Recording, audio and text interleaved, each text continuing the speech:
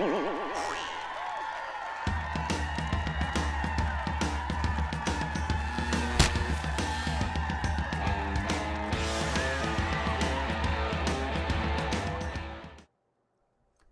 everybody. Welcome to another Comic Source Comic Boom collaboration. I'm your host, Jace, along with Rocky from Comic Boom. And we're here to do a full series recap of Radiant Black, all 4 issues that have been released so far. But we're doing it in the context of knowing what the big bombshell in issue 4 was. It was teased even before the first issue came, even before Final Order Cutoff. When we had Kyle Higgins on the show, he was talking about how issue 4 changes everything. Michael Basudel, editor and designer of the book, said the same thing. And so with what we now know that happened in issue 4, we're going to go back and we're going to recap issue 1 through 4 completely with that knowledge and see what we can pull out of it. So there will be spoilers. But before we get into that part of it, Rocky and I are just going to talk in general, spoiler free, about how we feel about the series so far, and anything else that we might want to throw in there before we get into spoiler territory. So I should also mention just a bit of housekeeping. Not sure if the DC Spotlight episode will be out on time this week. We're still waiting on the DC books. We usually get them on Friday. As we're recording this, it's Sunday night, and we still don't have them. So I think there might have been a snafu at DC or what have you. So we'll probably get them on Monday morning, but there are 11 books, so it just might be hard to get all the books read and recorded on Monday night, so we can release on Tuesday. So we'll do what we can. It may be a little late, but we do have day jobs to pay the bills and whatnot. So apologize if it's a little late. I'm sure you guys will all understand. But we thought we'd jump on and talk about a series that Rocky and I are both really enjoying, so we still can put out some content for you. So hopefully this episode will be out Monday or Tuesday, so you'll get a Comic Source Comic Boom collaboration as expected this week. So. Well, Rocky, hey, thanks for agreeing to do this. I know you're a big fan of Kyle Higgins and a big fan of Radiant Black. So I'll kick it over to you first. Give us your thoughts in general. What can you tell us about Radiant Black and how you felt about the series so far? Well, Radiant Black started off, it was, the first issue, I think, I enjoyed the first issue, but I will say this about the first 3 issues, that this is a character building story. And one of the things that I immediately picked up on, and I can say this, and it's so timely, and you mentioned it as well, but it really does it reminded me of Invincible. It really did. It reminded me of Robert Kirkman's Invincible. This was really good character building, and that's what it felt like to me. But at the same time, it's interesting because I know some of the criticisms are constructive criticisms of the first 3 issues is that, well, it was maybe a little slow going, and maybe the pacing was a little off here and there, and quite frankly, well, all that aside, I don't know. This was really good character building, and you really get to know the lead character here, and getting to know this antagonist, the lead character Nathan Burnett, who becomes Radiant Black, and getting to know him and his best friend Marshall, who is a little bit kind of a, Marshall's almost like he's a little bit kind of a darker character, but he's Nathan's best friend, and Nathan is a writer, and Nathan is broke, and Nathan has to move back home with his parents in his parents' house in Illinois, and he's in a low part of his life, and then to come across this cosmic power that Nathan Burnett ends up possessing, and what he does with it and how he struggles with it, and much to the chagrin of his best friend Marshall, who makes no bones telling him that he would probably do some different things with that power, and then of course running into somebody else who's got, Nathan is the Radiant Black, and there's his opposite number elsewhere that he meets up with. This all happens in the first 3 issues. We're reviewing 4th issue, and there's a big, of course, we're going to be discussing later on, spoiler alert later on, the revelation in issue 4. But this first 3 issues really builds things up. I particularly like getting into the head of Nathan Burnett as the writer side of him. In issue 3 in particular, it shows excerpts of 2 stories that he's writing, or at least excerpts of the stories that he's writing, and how that links and gets you really get a good sense of what's going on in his mind, and the writer's block that he has, and how he overcomes the writer's block, and how he overcomes the writer's block. It reveals a lot about his own character and about what's going on in his life. And this is really an impressive work for these first 4 issues, man. I am absolutely in for the long haul on this, and this is just 4 issues in. So I could say more, but Jace, I mean, give me your perspective, man. I mean, what do you think? Yeah, I agree. When we had Kyle on, he mentioned Invincible. I've had other people that have mentioned it. Solo protagonist, very powerful. And honestly, when they were talking about issue 4 changes everything based on the powers and the mystery of where these powers come from, I honestly thought, okay, the big shocker, the big reveal in issue 4 is Nathan's going to be pulled into another galaxy, another universe, what have you. He's going to be the champion, think Last Starfighter or something along those lines. And that's going to be the big change, right? Nathan's going to just be thrown into the deep end. That wasn't what happened at all. I was completely wrong. It was something kind of in a way even bigger than that.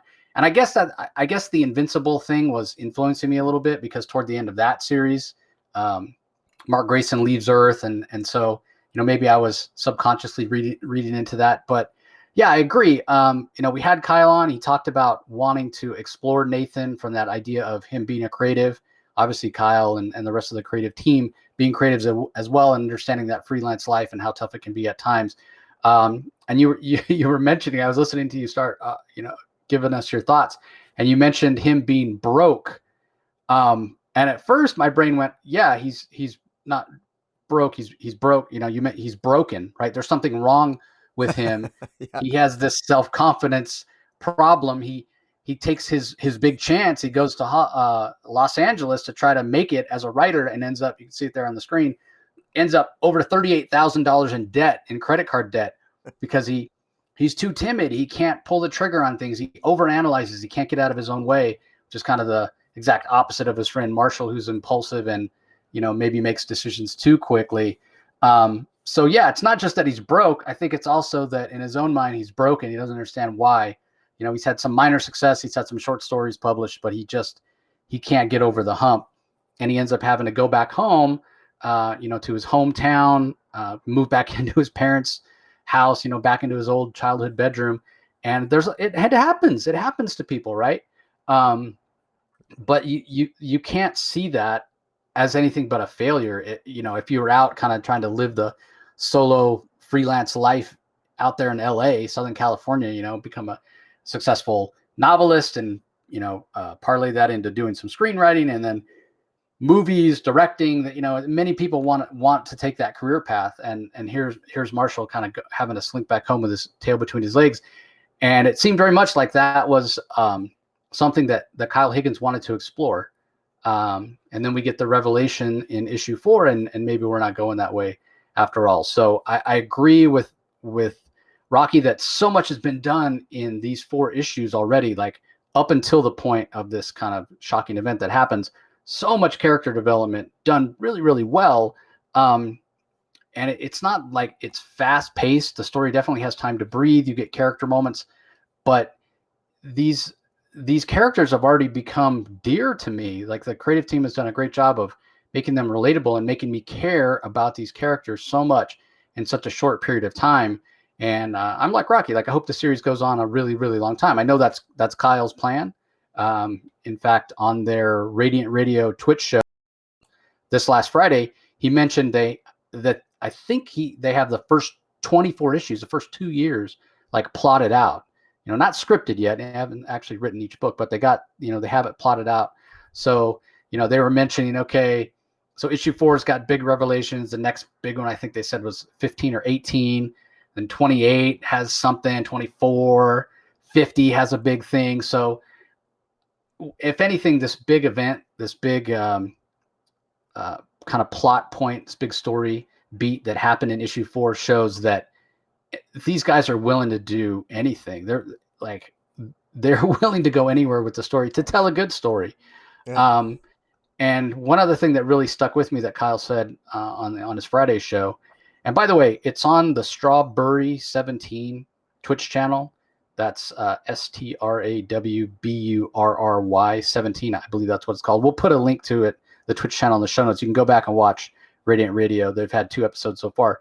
But one thing that Kyle said in there is that he feels an obligation when you're doing a book like this, a creator-owned book that doesn't necessarily have, millions of dollars behind it, or billions of dollars with some big, corporation, Disney, or I guess not AT&T anymore, or soon to be not AT&T, but regardless, Warner Brothers money behind it, that he feels like there's an obligation to take big swings.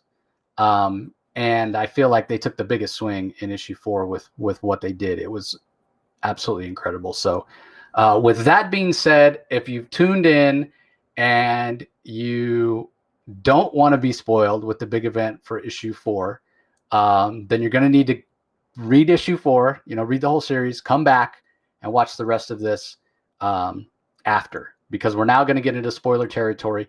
We're going to talk about the big event that happened in issue 4, give our feelings about it somewhat, and then we're going to go back and we're going to go through issue 1, 2, 3, and then 4 leading up to the event, and we're going to analyze these issues with the context of knowing what's coming, knowing that big event, because they knew it. The creative team knew what they were going to do toward the end of issue 4, last couple pages of issue 4, and how does that change anything that we see or saw in issues 1 through 3 or 1 through 4 leading up to that event. So Rocky, if you want to drop the bomb or the boom, as it will, appropriately for Comic Boom, what is this big event that we're talking about? What is this big story point in issue 4 that shocked the hell out of me? Well, I'm gonna build up to it. I'm gonna build up to it by a reference, by what I hope is a compliment and an analogy to Spider-Man. And when Peter Parker became Spider-Man, one of the central foundations of Spider-Man was that Peter Parker was motivated.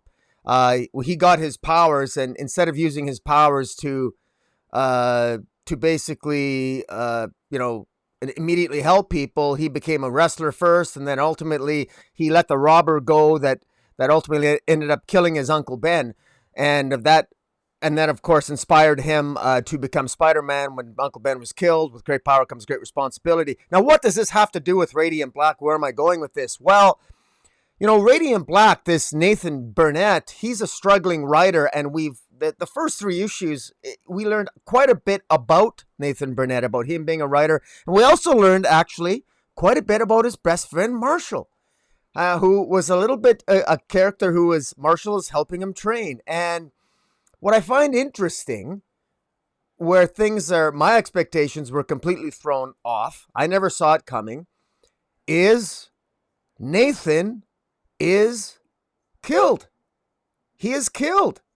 And Boom. it is boom, exactly. And the power, this radiant power, this alien being that bestowed this power upon Nathan has now offers it to Marshall, and issue 4 ends with Marshall accepting the power. And it's interesting is that Nathan gets killed actually protecting and saving the life of the Radiant Red, his enemy, saves his enemy's life and then dies. And so his enemy, Radiant Red character, is still alive. And now Marshall is accepting and becoming Radiant Black, or will. And what I'm openly wondering is, are we going to, I'm wondering if farther down the road, this Radiant Red character end up being, could he end up being a good guy? Being inspired by, I don't know. I mean, I'm really speculating now, but I mean, I blame Kyle Higgins, but in any event, I'm jumping ahead. This is such a shocker to me, and maybe we should have saw it coming, but I'm shocked. I'm straight up. I'm surprised by the revelation, Jace. I'll let you take it from here, man. Yeah, I don't know, going back to what we know from the solicit from the next issue. And then Kyle did share a couple pages on the Radiant Radio from issue 5. Issue 5 is called Radiant Revenge. And like we were talking about Marshall before, he's very much more impulsive, very much more, not as thoughtful. I guess just like I said, impulsive. So his best friend's just been killed. What do you think he wants to do to Radiant Red? So I think issue 5 is going to be a pretty big battle between the two Radiants, the new Radiant Black Marshall and Radiant Red, because Radiant Revenge. Marshall's pissed. His best friend's been killed. Albeit he died heroically, saving. So basically, and we'll get there when we recap it. But there was a battle between Black and Red, and a building got damaged, and Marshall, without hesitation, rushes inside the building, keeps it up with his powers as long as he can. And I thought you were kind of going there with the Spider-Man reference, Rocky, because the great scene in Spider-Man 50 where Spider-Man has to lift the massive amounts of rubble that's over him. That's kind of what happens to Nathan here. But the other thing, and we'll analyze it a little more when we get there, you wonder about whether or not the power could have kept him alive had it chosen to, based on some things that happened toward the end of the issue, because it seems like that's the case. At least that's the impression I got, especially when Marshall's kind of faced with the same question from this entity and gives a completely different answer in a completely different way. But we'll get there. But what I want to talk about first, and then we'll start recapping the issues, is just the initial. So first I felt shock and surprise. So kudos to Kyle. I've been reading comics for a long time, and this one totally took me by surprise. It was not what I expected. I kind of expected the Off into Space, or something not quite as big as this. This really does change everything. Because going back to what I was saying before about how invested we already were in these characters. Rocky himself mentioned it. How much we all love Nathan. In the space of only 3 issues. We're especially with issue 3 and the struggles, and you empathize with him. I think we've all faced challenges in our life and faced situations where we didn't feel adequate. We felt like we were failing. And so he's a very relatable character, a very thoughtful character. And I liked him. And so after my initial surprise, I was kind of mad. I was like, no, I want more of Nathan with these powers and see his struggle to try to figure out how to become a hero. But I get Kyle's point, where it's like, well, we've kind of seen that story before. Let's do something different. There's so many comics out there in the stands. You've got to differentiate yourself. So let's be different. And so I get that, and I have to respect that. The other part of it that I immediately thought was, well, it's comics. Is he really dead? He could come back the very next issue, right? Like we just saw it, or we're about to see it this week with Robin issue 2. We saw Damian, last page of Robin number 1, get his heart ripped out. So he's dead, right? He's dead. No more Damian. Well, no, they're going to bring him back the very next issue in Robin 2, DC Comics. It's comics. You can do that sort of thing. And so I'm thinking, well, it's Radiant Black. The power comes from a black hole, even if it's a miniature one. You talk about black holes, you're talking about, gravity that's so strong, light can't escape, relativity, maybe time itself can't escape. Can he warp back and prevent his own death? And can Marshall go back and prevent his death and that kind of thing? And they're going to bring him back like the very next issue. It doesn't seem like that's the case from everything I've been hearing from Kyle and hearing from the rest of the creative team. I think he's really gone. The question could be, is he gone for good, or could they bring him back in a different way? I think that's still on the table. Obviously, the guys wouldn't reveal or tease that yet because they want that to have some impact too. But there are a couple things that when I went back and reread issue 1 through 3 that I saw, okay, well, yeah, maybe they are planting some seeds or have already planted some seeds for an older version of Marshall, alternate universe Marshall where he didn't die, that sort of thing. Or alternate version Nathan, rather, where he didn't die. So he could still come back. I'm not completely convinced he's gone, but it sounds like this Nathan is dead. This Nathan from this universe, from this world, from this reality, whatever you want to call it, is dead. And there's still a part of me that's disappointed and a part of me that feels a little bit cheated just because Kyle made such a big deal about wanting to analyze and tell the story of this guy who was a creative who went back home, after failing and that sort of thing. And he made that was such a big theme. It felt like such a big part of the story that he wanted to tell. And we got a lot of that in issue 3. And so it felt like, yes, that's the story we're going to get. Now it feels like with Marshall, we're going to get a completely different story because in a way, Marshall hasn't succeeded either. You know, you couldn't say he's a successful guy. He's got all these Well, crazy business ideas, but see, this is the thing. Like Marshall took his swing and missed and had to come back home. It feels like, or Nathan rather. God, I always keep mixing them up. Nathan took his swing and missed, right? Like he went to LA, he gave it a shot. It didn't work. He ended up massively in debt. He had to come back home. Maybe it's even worse for Marshall. He's never even taken his chance. He's never taken his shot. He's never left the town. He works in a freaking video store. He has all these crazy harebrained ideas, get rich schemes. Almost, he reminds me kind of like Jughead in a way, you know, like that sidekick character that, you know, always lives in the shadow of, you know, whoever, Archie, or in this case, Nathan Burnett. But Nathan took his shot, was out there in Hollywood, big shot writer, whatever, and comes home as a failure. Is that better or worse than what Marshall's done, having never taken a shot at all? So it's not just, and I say that because it sounds like we're still going to get a really interesting story. It's just not the story that we were sold in the first place. But how could you tell us that without ruining the surprise? So I'm a little conflicted about it. But at the end of the day, it made for an incredible surprise, an incredible shock, and an incredible issue. And it certainly makes me want to continue reading the series. So in that way, I guess it was successful. well, yeah. And maybe there's an alternate reality that I live in where I get to keep reading the Nathan Burnett story. And hopefully if I meet up with my future self, he can tell me all about it. I'm quite happy with this turn of events. I think I would have gotten tired of, I might have gotten tired of Nathan relatively quickly anyway. Who knows?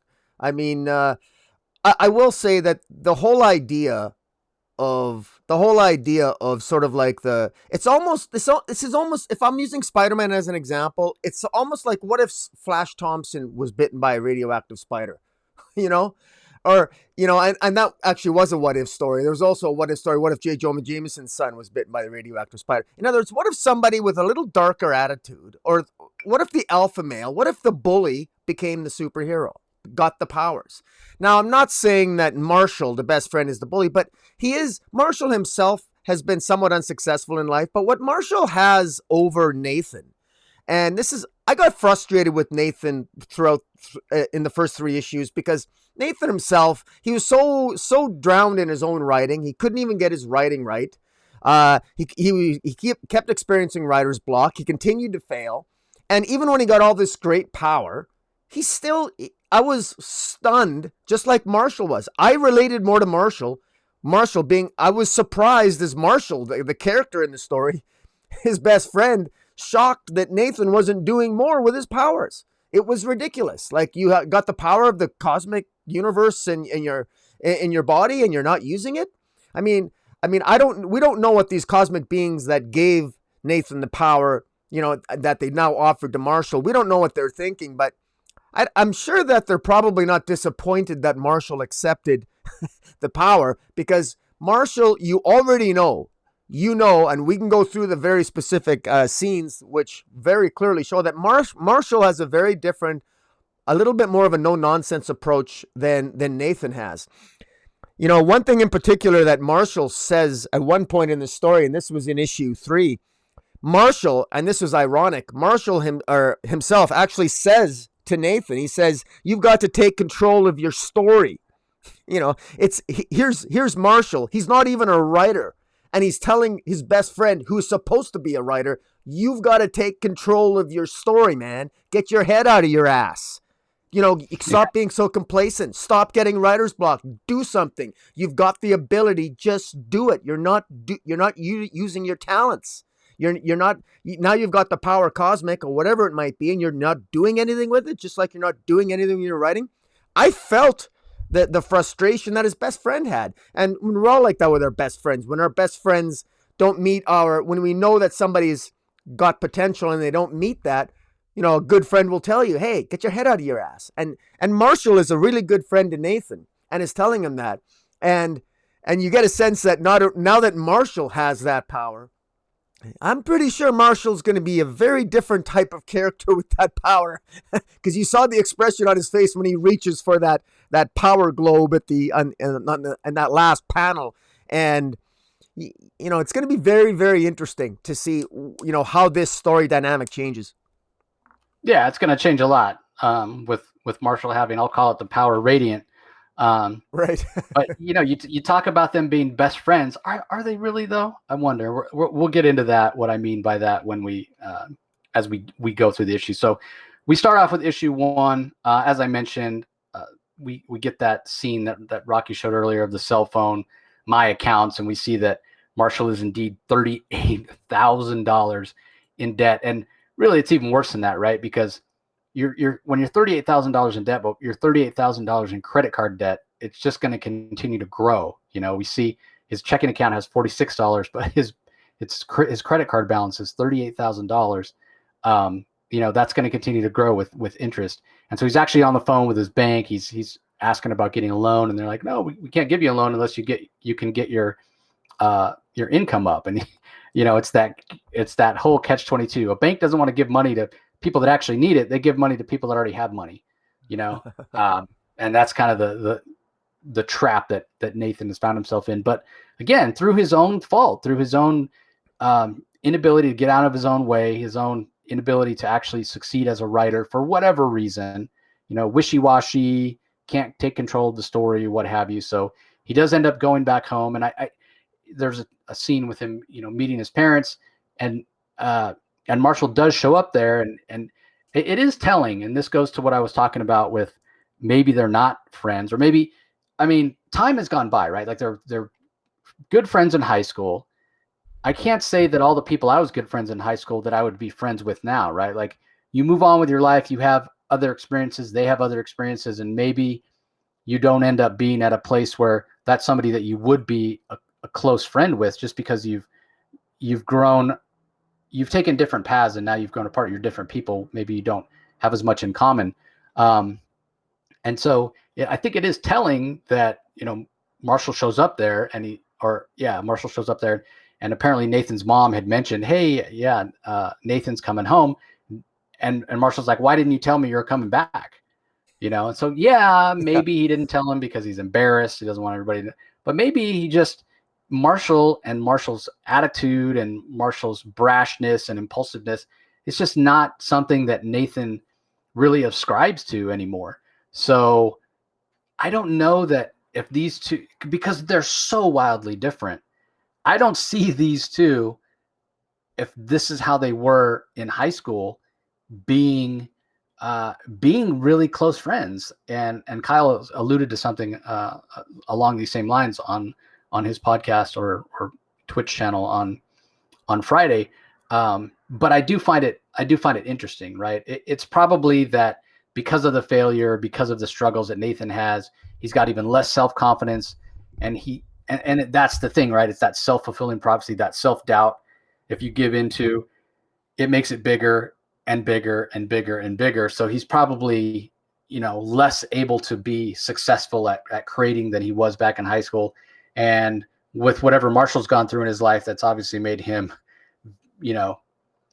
so use Rocky's word, darker. He definitely seems like he will live in that gray area morally of what's right and wrong. He doesn't seem to have any trouble breaking the law, or, doesn't want to deal with the cops or what have you. That's probably based on things that he's gone through over the past however many years since he's been in high school. So again, they've been on different paths. I don't know that they would be friends now, but they do have the history, and I think they do still really care about each other. So, enough that Nathan does confide in him when Marshall takes him out that night. They go to a bar, and Nathan's giving him the whole sob story about being $38,000 in debt. And I love that Marshall kind of calls him on it, right? Like, well, that's a lot. You haven't told your parents. You probably haven't made the best choices. Like, you're in crippling debt. Why don't you, do something about it? You took your shot. It didn't work out, but it doesn't mean you're worthless. But, you're going to have to do something different. Maybe you should listen to some of my crazy ideas, so he does care about his friend. And it may be that Marshall doesn't really have any other friends, But there are a couple things he said that really, like he mentions, because name drops Raymond Chandler, and like, I'm never going to beat Raymond Chandler or what have you. And Marshall's like, well, I'm pretty sure Raymond Chandler died a drunk and penniless, so you're well on your way. His friend just came home tail between his legs, and Marshall's sort of kicking him when he's down. But I get it, right? It's sort of tough love. Like, dude, pull your head out, like to use Rocky's analogy earlier. And that's when they leave the bar, and Nathan gets the powers. But before we recap that part, do you have any thoughts on that, Rocky? Like, do you think they would be friends now? Like, do you see how they're different, and maybe it's just their past history that's kept them together? What do you think? I actually, to be very blunt, I actually, at the risk of TMIing too much information, I actually have I've got at least two relationships like this coming out of high school to this day with friends like this, where we have very different backgrounds and we had different we we had different I went on to pursue an education, and one of my other buddies did the exact opposite. We're polar opposites in many ways, but he's perhaps a little bit more of a redneck than even I am, and but we're very good friends, and but we also we can be antagonistic toward each other, but in only a way that good friends can be. So I can actually relate to this. I can very much relate to this, and I suspect Kyle Higgins can as well, because if Kyle Higgins is just guessing, he's doing a really good job, because this is quite good. I don't see that. I don't see Marshall as being a bad guy here. In fact, there's no evidence that Marshall even has a criminal record in the context of this story. The police, at the end of this story, at the end of the first issue, the police are investigating both of them. We know that they ran police checks on both Nathan and Marshall through the story. And to my knowledge, I don't believe that that Marshall, the best friend, has a criminal record or a ne'er-do-well or anything like that. He works at a video store, but he's just a guy he's a young man in a small town that doesn't, at this time in his life, doesn't appear to be going anywhere in particular. He doesn't himself have any specific goals. He fancies himself knowledgeable on many things, perhaps useless things, from video games to opinions of others, but he's a thinker. And Marshall is one of those guys. He sort of reminds me where I think we've all had friends like that, where we have a lot of friends that if only they could channel their sarcasm, or channel their brilliance, or channel their social skills into different avenues, they would go so far, but they just don't. They just, for whatever reason, if Marshall could sort of like encapsulate, his ability, maybe he'd make a great salesman or a great something, but he never really focuses. He never really picks something to focus on. He's a jack of so many trades, but a master of none. That's Marshall almost. And he's always given advice despite the fact that he's never really great at anything. Well, now with issue 4, Marshall, I think this is a good setup for Marshall. Even in the early issue, Marshall is this guy. He thinks he knows it all. He's cocky. He's going to tell his best friend how to live his life, despite the fact that his friend is at least making some efforts, whereas Marshall himself is just working in a video store, and at least Nathan's doing something. Now, the challenge for Marshall, we now know by the end of issue 4 that Marshall now, hey buddy, now what's your excuse? You got the power radiant flowing through your veins now. Now what's your excuse, Marshall? Now you can show the world what you're capable of, and let's see if you can rise to the task.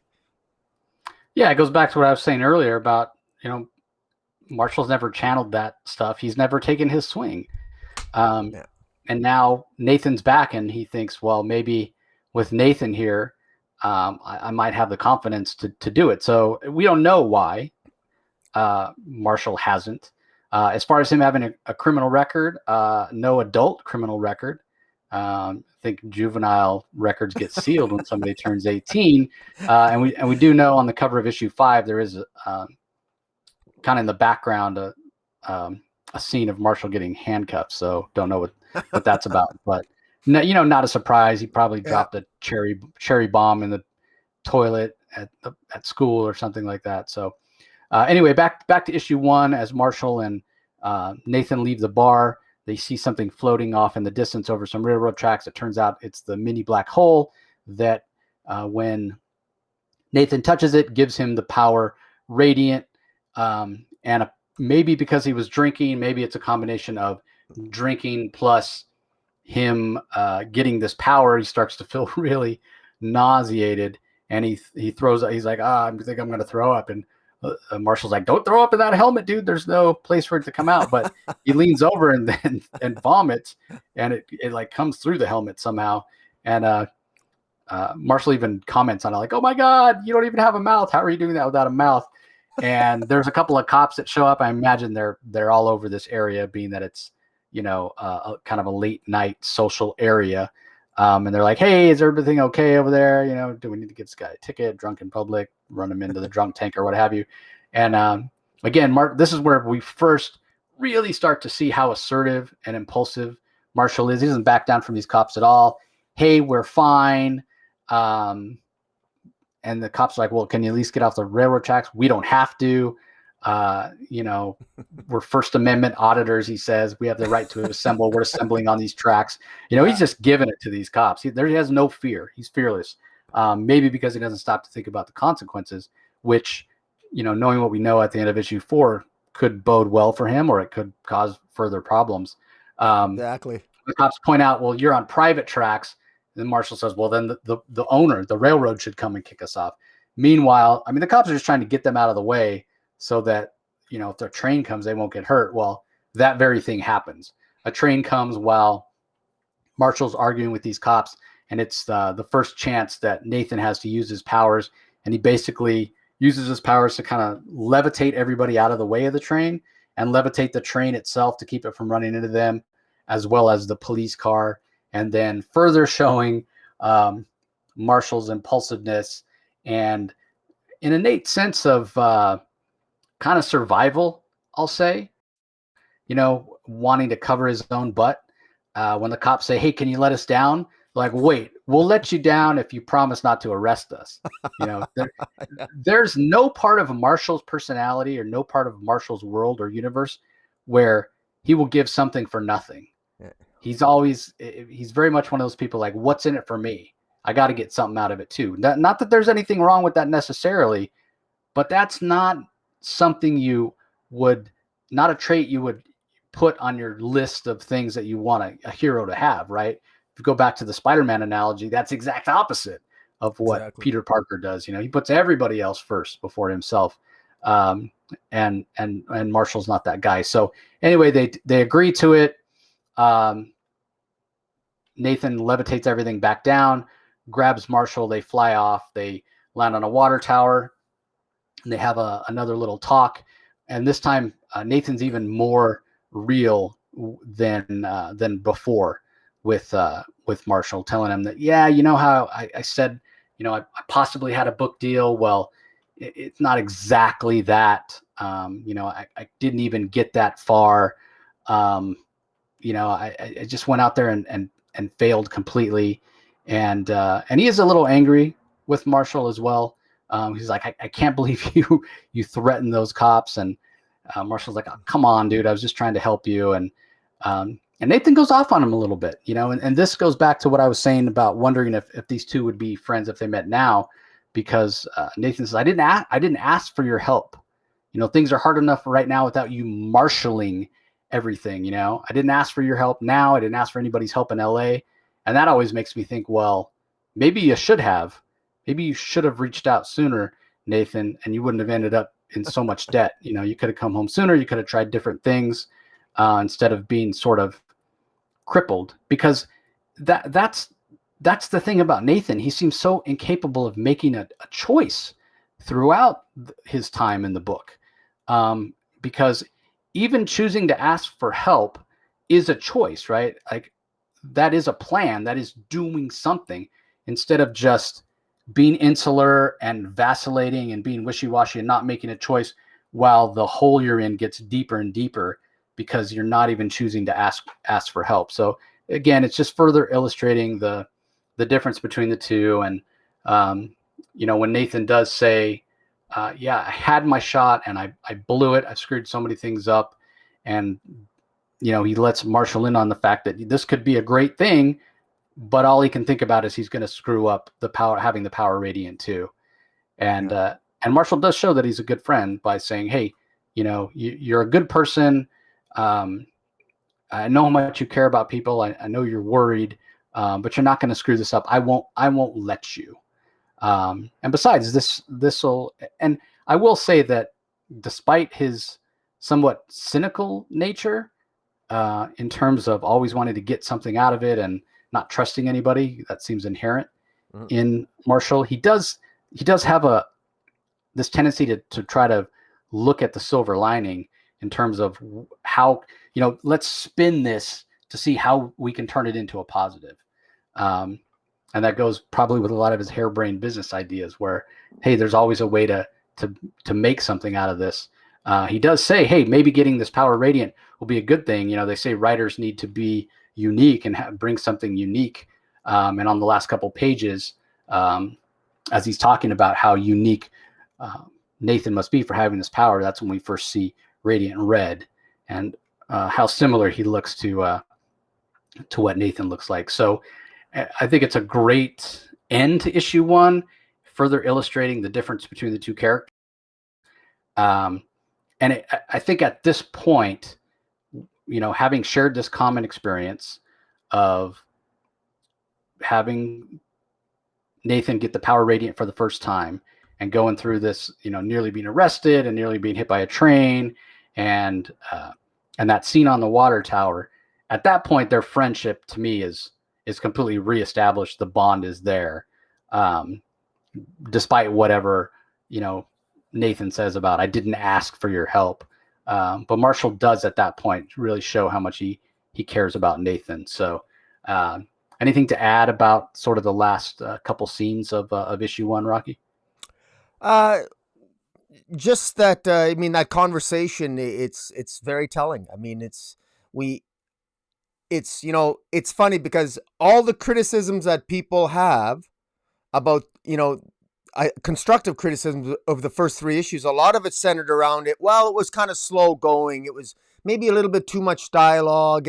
But yet it's the very dialogue, it's that very relationship. Most of the dialogue centered around Nathan and Marshall. And now we know why. It's setting this up because really the actual secret, the point of that was to help the reader get to know Marshall more than Nathan, I think, ironically enough. Or both. You have to know both to understand the dynamic. But I think, we hit the nail on the head here when we talk about, we're asking the right questions. Well, I don't know. Is Marshall really a good friend? Is he really a good guy? That's the nature of friendships. Friendships are never perfect. Friendships are always up and down. Some of the best friendships are a little bit volatile. Friends hold you accountable for what you do wrong while at the same time helping you. That's what Marshall's doing with Nathan. And we see a lot of that more that happens in issue 2 when Nathan takes the bull by the horns when Marshall takes the bull by the horns in issue 2 and really wants to plan and to help help Nathan develop into Radiant Black into a genuine superhero. But of course, Nathan would rather just focus on his writing and moving forward. So no, I thought the opening issue was excellent. And then that final page with the Radiant Red, just letting you know that, hey, there's other colors here. We got at least one color, Radiant Red, floating around here, and he's definitely a bad guy. So it really kind of makes you think. And the other, I like the misdirection because for any of us who are thinking that Marshall might be kind of a bad guy, is Marshall going to be the bad guy? Well, wait a minute. Isn't Radiant Red the bad guy that we saw on the last page of the first issue? So that almost reinforces the fact that, well, we've already got the bad guy, so it can't be Marshall. But wait a minute, if Nathan dies at the end of issue 4 and Marshall takes over and Marshall's kind of darker, is there a good guy left? All these little questions in my head, it's great. And that takes us to the end of issue 1, and now we're off to issue 2. Yeah, I don't think it. I mean, no part of me ever thinks that Marshall's going to be an out and out villain, but he's certainly going to approach it from how can I make this the best thing for me? How can I monetize it? You know, he'll pull a Booster Gold and be like selling cookies and toothpaste or something. Yeah. But yeah, to your point about it being dialogue heavy and people kind of complaining about it, I agree 100%. Knowing what we know now about issue 4, it wasn't so much that we were getting to know Nathan so much as we're getting to know both of them, and we were seeing the differences between them. That was really being highlighted.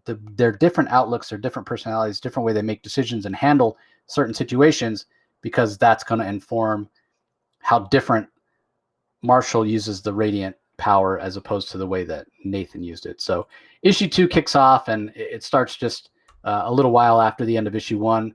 Marshall is heading back home after being out all night. Been coming home from a night out with the sun coming up. It's not really the best feeling, I will say. And it's been a long time. I think the last time I came home from a night out all night with the sun coming up was because I had volunteered at a vaccine site overnight. It wasn't exactly because I was out partying. Couldn't tell you the last time I was out partying all night. But when Marshall gets home, his father's there. He's gotten up early to go for a walk with his walking group, and they have some oatmeal together. And Marshall's dad, who he seems very kind of conservative, very solidly Midwestern, and he's got the questions. And he calls them the facts. He doesn't mean to hurt Marshall. He's not trying to come down on him, but he's like, okay, you wanted to come home, and sure, no problem. I get that. It's your family. You're going to be welcome here, but you didn't tell us what happened. Are you okay? And Nathan indicates he is. And he's like, well, but financially? And, Nathan doesn't want to tell his father that he's, in massive credit card debt because his father would probably have a heart attack. But he's like, well, I wouldn't be here, Dad, if I was doing okay. And his dad's like, well, if you're going to be here, you're going to work, right? Like, you can't just do nothing. And Nathan's like, but I'm writing. His dad's like, but nobody's paying you to write. Can't you do what you were doing out there in LA? The driving thing. And Nathan's like, well, the driver that pays pennies like that. You have to drive so much, to make anything. And his dad's like, well, pennies paid for this house, a whole lot of pennies, but you got to do something. And Marshall gets mad and says, you know what, it's late. Go enjoy your walk. I'm not doing this right now. And his dad basically lays down the law. You can stay here as long as you want, but you got to work. Those are the rules.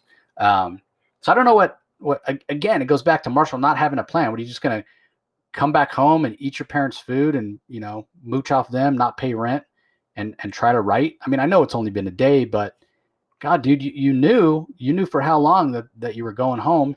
You drove all the way back from Los Angeles to Lockport, Illinois. That's a goddamn long drive. Didn't you try to formulate some kind of plan? Like, how your dad is, you're going to need to have this conversation. But again, that's just not who Marshall is. He's got no plan. He seems adrift, incapable of making a decision. And I don't blame his dad. I get it. Maybe his dad is a little out of touch and a little old fashioned, but this is a little bit of tough love, and maybe it's what Marshall needs, and in a way, it's what or Nathan needs rather, and it's what Marshall also brings. A little bit of that tough love. So, any thoughts about Marshall and God, I keep getting them mixed up. Any thoughts about Nathan and his conversation with his father, Rocky? It's very traditional. That's a good word for it. It's very traditional, very, very almost tropey, but it means exactly what you'd expect. And Nathan is acting exactly as anybody would out of fear. Nobody, I think that the last few generations, the average person lives with their parents until they're like 26, 27 years of age. Latest statistics, I think, that I read. It's getting increasingly common. and there's a lot of pressure on millennials and the next generation to get out there, be independent, and quite frankly, fear of failure. Fear isn't just a motivator. Fear also paralyzes people. Fear is the great. It's the great, as Frank Herbert said in Dune. It's fear is the mind killer. Mind killer, yeah. And it paralyzes you, and that's what Nathan is experiencing. And the fact is, when Nathan was on his own, he was failing. He was having writer's block, and he failed as a writer on his own. And so, he was still continuing to fail, even moving back home. When all you're doing is changing the setting of the environment that you're working in, if you're failing at work, it doesn't matter where you're working, you're still going to fail. Something else needs to change. You have to figure out what it is, what that motivation is. What are you missing? And Nathan eventually figures it out. But I believe it's until issue 3 when he finally figures it out. He does overcome his writer's block, but he's got to be humbled. But the truth sets him free. It's when he's doing it right. It's very difficult to be honest and admit that you failed. It's very, very difficult to admit that, and it's very difficult to ask for help, to go and to the credit of his father and his mother, they of course they welcome him back with loving arms, even though, and they don't rub it in. His father doesn't rub it in. His father doesn't do that. But Nathan is so sensitive to it. He's so ultra defensive that even mentioning to Nathan the importance of earning your place, making some money while you live here, his dad, walked on eggshells, and it still pissed Nathan off. But it's Nathan's problem here. And Kyle Higgins does a good job here setting that characterization and setting this relationship up, because this is something that I think a lot of people can relate to. And because, I remember in my younger years when I was going to university and broke and feeling that I was, fearful of the future and not getting my acceptances and getting those rejection letters and struggling and moving forward. Man, it never feels good, man. It sucks. And having those conversations and acknowledging those failures, looking back, I can say, oh, well, they helped me grow. But at the time, it sucks. It sucks, Yeah, but you got sure you got to go through it, and you got to suck it up. And that's just the way it is. Yeah, but no, it was well done here by Kyle Higgins, and as the story continues, we have we got a great scene here with Marshall, working at the video store, and we get a snapshot we get more information about Marshall's character and personality. He's very sarcastic with customers, and but he seems to be knowledgeable of pop culture, which is I think it's kind of interesting, because so many of us like to I think so many people are knowledgeable on pop culture, but yet it's kind of a useless talent to have, quite frankly. And I say that apologizing to myself and you and everybody else watching on YouTube. But the reality is that everybody and their dog knows something about pop culture, and so does Marshall. But it doesn't really help you with a job, other than if you have 1 million subscribers on YouTube. Marshall's sitting here working at a video store, and he gets visited by the police officers. The police officers that we met in issue 1 confront him in the video store. And meanwhile, while they're doing that, Marshall himself, or pardon me, Nathan is having some kind of some sort of experience with the power radiant, and we're not really sure what happens, but in any event, he finds himself waking up, having fallen asleep, elevated on his bed. There's a knock on the door, and it ends up that the police found out through Marshall where Nathan lived, and they're confronting Nathan in terms of, where he got his powers, about the night before. And these cops are actually, I was surprised. I was expecting something tropey. I thought these cops were going to be jerks, typical small town, stereotypical bad cops being jerks, maybe wanting to blackmail Nathan, wanting to use their information of knowledge of they saw him use his powers the night before. But no, these are cops that actually want Nathan to use his powers for the community, to give something back to the community. And they're just, they're just literally to be genuinely friendly. And again, like usual, kind of like the if there was one person that was maybe a little bit more of a jerk than everyone else, it was Marshall. It was Marshall being a little bit more antagonistic. Again, it's Kyle Higgins, the writer, planting the seeds here that Marshall is always a little bit on edge. He's always a little bit more the cynic. He's always seeing, looking for an agenda in somebody else's motives. And he's never, and that's interesting, because now that we know at the end of issue 4 that Marshall's going to be the so-called hero moving forward, and I use that in quotation marks, hero moving forward, how is Marshall's general cynicism in life and his background, how is he going to carry that forward? It's very interesting. Yeah, I mean, a lot of people might call that projecting, right? Yeah. Because Marshall's always the one with a scheme, so he's going to, assume that he's going to be suspicious of others. Yeah, it was refreshing not to have the whole, hey, give us the power, blackmail, whatever. These cops do seem to kind of be on the up and up. One thing that's interesting, though, so far as they haven't shown back up, and we know that the period of time over issues 1 to 4 is a few weeks. So you would have thought they would have popped back in to check on them, because these cops do definitely seem to want to maybe use Radiant Black to, as Marshall said, get a promotion, to have them help out.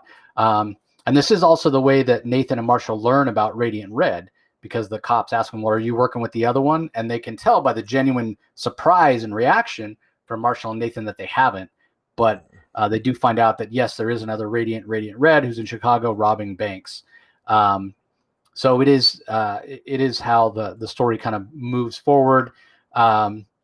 And once the cops leave, they get called away to attend to a wreck, an automobile accident. And once they leave, Nathan kind of gives Marshall crap, like, dude, I can't believe you brought him right to my door.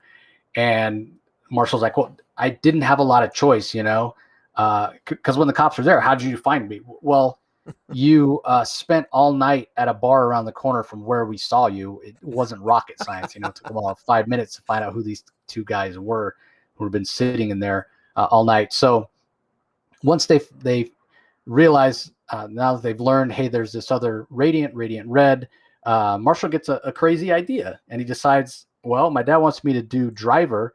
Why don't I go to Chicago and do driver, pick up fares, and I can talk to these different fares about Radiant Red, and maybe somebody will have some information I can help track him down. Now, it happens pretty quickly in the long run. I mean, we're supposed to think Marshall's been doing this all day, but when you think about the millions and millions of people that live in Chicago, the odds are pretty long. Seemed a little forced. Yeah, so it just seemed, it's a little coincidental. Maybe if Marshall did it for a few weeks or something, but we want to move the story along, so that's perfectly fine. But one thing that I will say about the page where Marshall is doing driver, first of all, it's like 11 panels, which is a heavy lift for Marcelo Costa. He does a really good job. The other thing I want to point out is the first fare that he picks up, Brian, and then he shows up again as, let's see, 2, 3, 4, 5, 6, 7, as the 8th fare, where he says, still no, I haven't heard anything. I'm pretty sure that's meant to be Brian Buccellato, who is also a writer, comic book colorist and writer. It looks so much like him. It's got to be Booch. Yeah, it looks like John Lennon right beside him too, isn't it? It looks like John Lennon in the one. Yeah. Where he says, never mind. I'm like, wait, is he not asking him because the guy's blind, or because it goes? So anyway, he does get a lead that supposedly one guy saw the red streaks in the sky over by a junkyard. So Nathan does head over to the junkyard, and sure enough, there's Radiant Red. He confronts him, and the whole reason he's doing this, supposedly, Nathan is doing this, is because he's hoping that Radiant Red knows more about the power Radiant, where it came from, how they might have gotten it, so that he can, better understand. Because, again, going back to the wishy-washy nature of Nathan. He doesn't want to do anything with the powers that's gonna, cause any damage or hurt people or whatnot. So he's overly cautious with it, as opposed to what Marshall would do, and that's alluded to later. But when he approaches Radiant Red, he says, he doesn't approach it in the right way. He's like, okay, so I'm guessing you found a mini black hole. I have questions, but I do have to ask, how long do you think before the police find you? Because I found you pretty quick.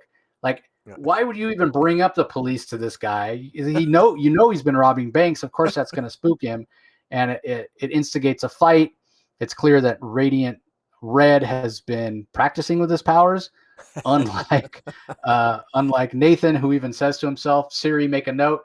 Next time I should figure out my powers before I get my ass handed to me by the other guy." And then carrying the bags, because he just pulled another bank heist. Carrying the bags, Radiant Red decides to make a more low-profile getaway, not fly away, but actually steals Nathan's car. That gets Nathan motivated. Again, probably fear. Like, this is the only thing he has, his only real asset, his only way to continue to make money. He really needs the car. So that actually spurs him into action. It's probably the most kind of decisive and kind of impactful and the most agency he has throughout the entire first three issues. Is when he confronts Radiant Red. And Radiant Red gets away, but I would say that in the long run, Radiant Black gets the best of the battle. He's able to save his car in a really cool scene, plunging off this overpass, and he levitates it right before it hits the ground. And he also manages to pull the bags away containing the cash from Radiant Red's heist. So you wonder if this goes to, like, why is he more powerful when he hasn't been training with his power? We do see in issue 4 that it's possible that the power Radiant responds to emotion. And I got to think at this moment, out of desperation, that Nathan is much more powerful. He's much more emotional, which then may translate into more power. Well, it's interesting as well that when he responds emotionally, and I assume this is for both of the Radiants, Black and Red, that they speak in an alien language, and they don't speak in English, and so the kudos to the letterer. I think it's Becca Carey.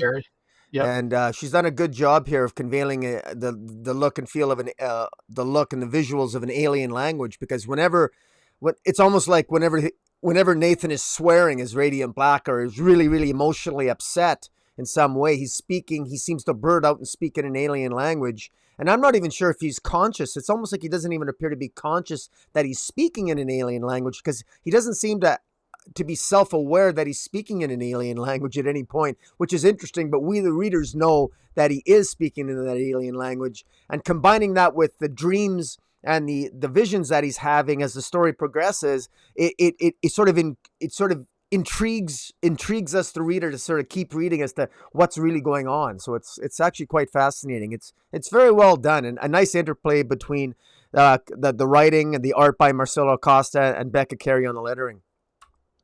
Yeah, I agree. One thing I forgot to mention, you mentioned that levitation scene where Nathan was sleeping and he was floating off the ground. I think very much at that moment why that was happening is because he was interfacing. It is this entity that we learn about later on that could be the source of the power Radiant, or is the one that bestows the power Radiant, trying to interface completely with Nathan. And we see later on that it interfaces with Marshall in an easier way, and we'll talk about that when we get to it. But yeah, it's very much part of the power that you're going to speak in this other language. It is obviously an alien artifact, an alien a power that's alien in origin. So anyway, after retrieving the bags, saving his car, Nathan opens the bags and for a moment thinks, that's it, I've made it, right? I've got all this money.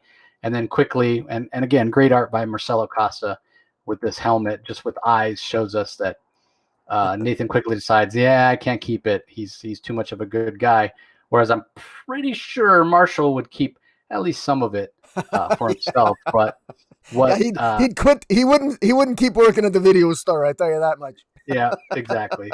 So what Nathan does is he goes and drops it off at the scene of the bank robbery, like literally just floats it down to the ground and flies off with a note saying, "I think you lost this." Goes home, has a conversation with his dad about how he thinks his dad is right. He needs to continue to work, but that he needs to also set a couple days aside to write. He wants to make sure he continues to follow his dream. So there is kind of this theme, and we'll see it again later in the next issue, where when Nathan finally does succeed at something, it seems like it gives him motivation to make decisions, right? So, he's had a halfway decent night. He didn't get the information he wanted from Radiant Red. He may have physically gotten his butt kicked, but he saved his car. He got his car back, and he got the money back and returned it. And that has spurred him to make a decision and realize that, yes, his father's right. He does need to work. And as he sits there with his father having a bowl of oatmeal, again, early in the morning, he gets a little ding from his app saying that he made $200 on Driver, which his dad feels earns him extra raisins for his oatmeal. So that's the way issue 2 ends. Anything to add about the fight, the return of the money, or that last conversation with his father, Rocky?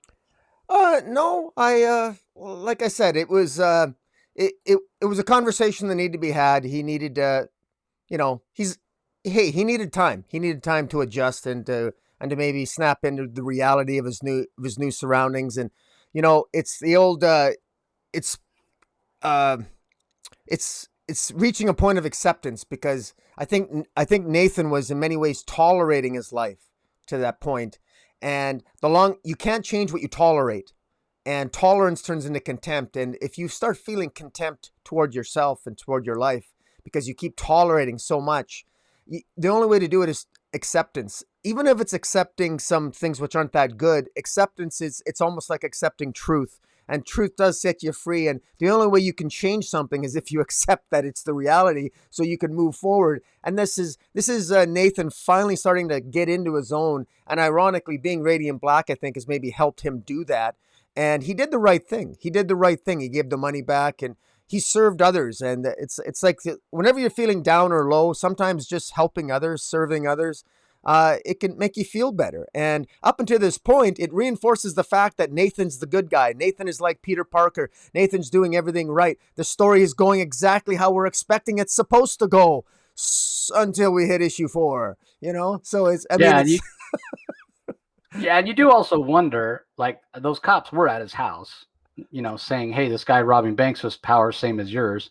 You do kind of wonder if he realized, well, if I keep this money, then it looks like I am the guy that was robbing the bank. You know what I mean? Like, he's the last person that can keep it. Somebody else comes along and finds it, just a random stranger, maybe they can keep it. But yeah, would look real bad if he got caught passing or using that money that, they had the serial numbers from, and then he's trying to convince them, no, it wasn't me. So yeah, he does do the right thing in the end. Issue 3 starts off, he's up really early. It's a writing day, and he tells his dad that he likes to get a big start, and he's hoping to get a lot of work done on his story.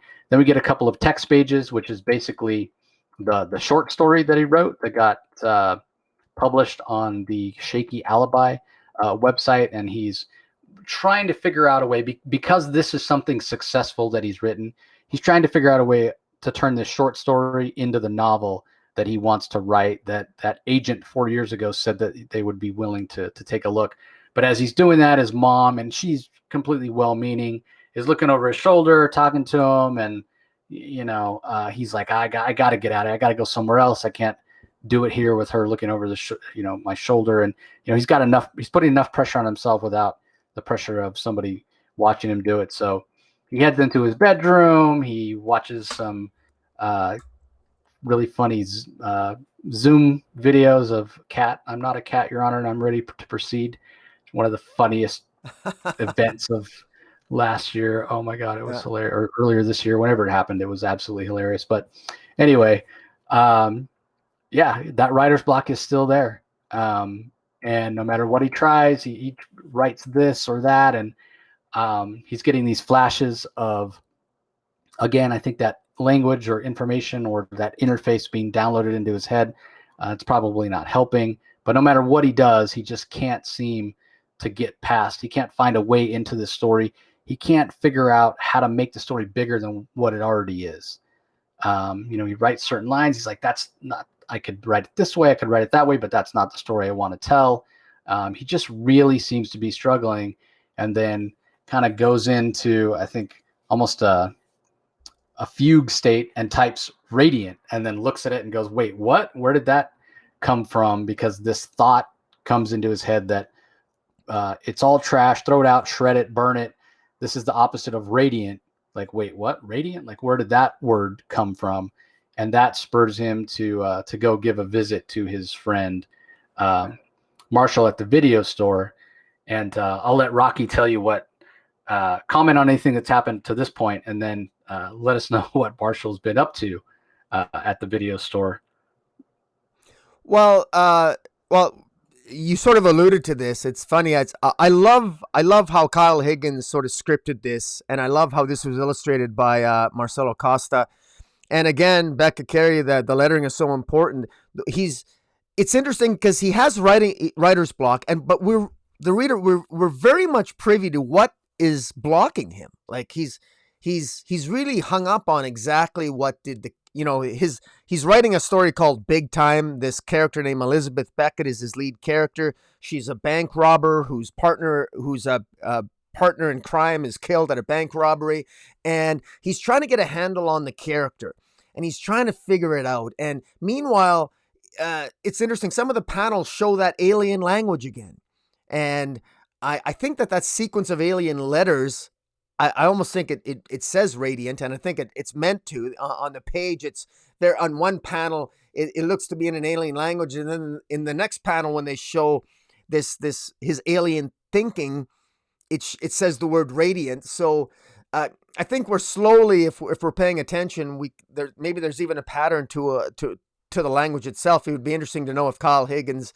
actually has an alien alphabet created for this new alien language. I don't know. Yeah, but actually he does, and I think it's on the website. Oh, really? Interesting. You can go and translate things if you were so inclined. Well, then I think I'll do that because I'm sure we could probably figure it out. But this is really good. I really enjoyed the process here of just watching him sort of struggle as he goes along. We then go to the video store again, where we got Marshall. And Marshall at this point, this is in issue 3. We're not at issue 4 yet, where there's the big revelation. And we go to the video store, and Marshall, it's almost like watching an episode of Friends or something. He's the sarcastic guy at the counter he's the smart ass telling these people who can't figure out what they want to rent to watch. He's got a smart ass answer for all of them, and it's actually quite good. And Nathan confronts him, and Marshall reveals that he's already pretty much he's sort of like he's protected I think he's protected the trademark of the name Radiant Black. He's already registered on social media the name Radiant Black, opened up a web page. He's way ahead of it. I mean, he's way ahead of the game. The irony here, and this is in hindsight, must be kind of some kind of foreshadowing, but Marshall is taking charge. Marshall isn't taking charge of Marshall's life. Marshall is taking charge of Nathan's life. Marshall is taking charge. Nathan, if you're not going to get at the front of this Radiant Black thing and these power, I'm going to do it for you. I'm going to register this domain name of Radiant Black. I'm going to get ahead of the social media storm that's inevitably going to occur when you become a superhero that you haven't accepted that you're going to be yet. And Marshall seems to be 10 steps ahead of Nathan, and Nathan seems shell-shocked. And I gotta admit, I was feeling more for Marshall here. I was a little frustrated with Nathan, sort of like putting things off and sort of like, what? Nathan does seem to be a little bit naive here. And whereas Marshall is maybe over the top, whereas Nathan isn't taking it seriously enough, and Marshall's taking it maybe a little bit too far. And that's what's interesting about their characters in this scene. And in any event, it works really well. And I quite enjoyed it. And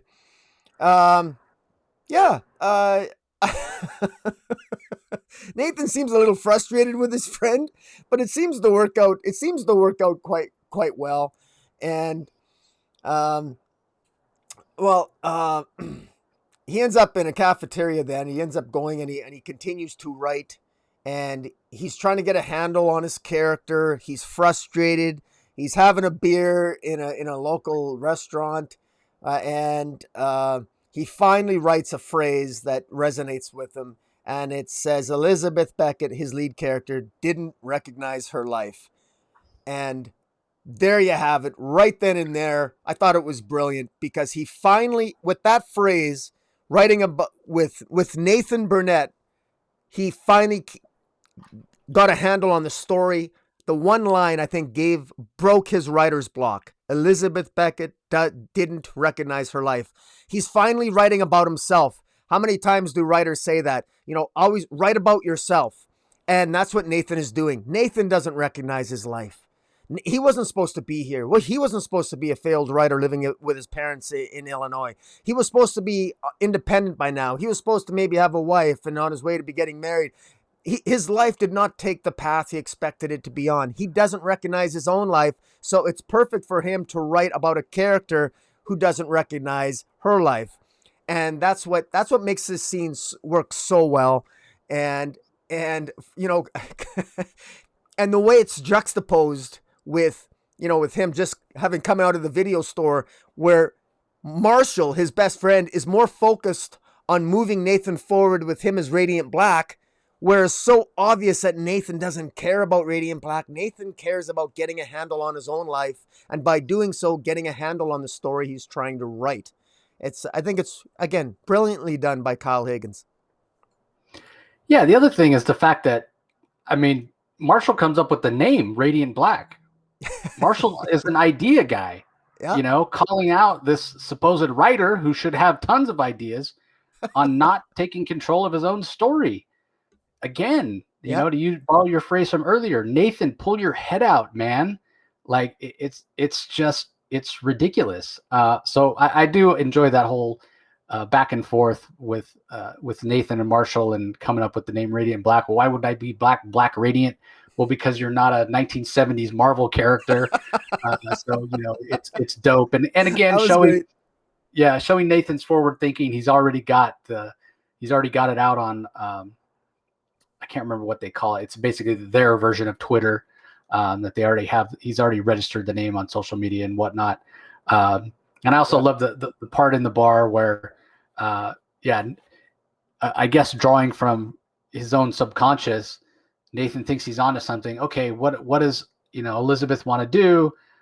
She's going to make up for her past robbing banks by teaching her skills, and she's going to start solving cases, and she has a contentious relationship with the DA. And then he realizes, yes, I've turned this into a CBS procedural, because before I even read that line, I was thinking, well, this sounds like a CBS procedural.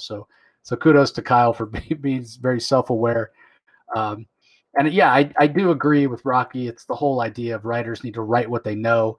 And when he finally, you can see the light bulb moment, his expression changes and he writes that line, Elizabeth Beckett doesn't recognize her life. But that's not enough. He gets that idea, but at that moment, that doesn't mean that his writer's block is completely gone. It's not that simple, right? He's written that line, and then on the following page, we see he's back home typing, but everything he's typing appears to be in that alien language. And then there's a noise, and his ceiling explodes, and there is what looks to be an older version of Radiant Black, because it looks like his powers are a little more boisterous. It looks like he has a collar around him, and he grabs Nathan and hauls him up to the sky. And Nathan's saying, I don't understand why you're doing this. This, older, or he almost has like a cape as well. This more experienced version of Radiant Black speaks to him in the alien language, and Nathan's like, I don't understand. Who are you? And he says, I'm what you'll never be, Nathan, worth breathing. And the helmet disappears, and it's Nathan himself, but an older version of Nathan with the beard. And he drops Nathan, and Nathan wakes up. It was all a dream. And he's like, oh my God, what time is it? He really still hasn't written much. He hasn't written anything beyond that first line. Elizabeth, Beckett didn't recognize your life, when he gets somebody has tweeted at him, has sent him a message from that account that Marshall set up on social media saying, hey, we got a flat on Highway 355. We could really use Radiant Black right now. So this is where I started thinking what I was talking about before with, is Nathan really gone? This could just be a dream, or who knows? Like I was talking about the whole idea of him whenever he's asleep, the whatever the existence or whoever the giant robot is that we see in issue 4, trying to interface with him, learning how to interface with a human mind. I don't think that that's easily done right off the bat. And so is this Nathan, channeling something or picking up on something?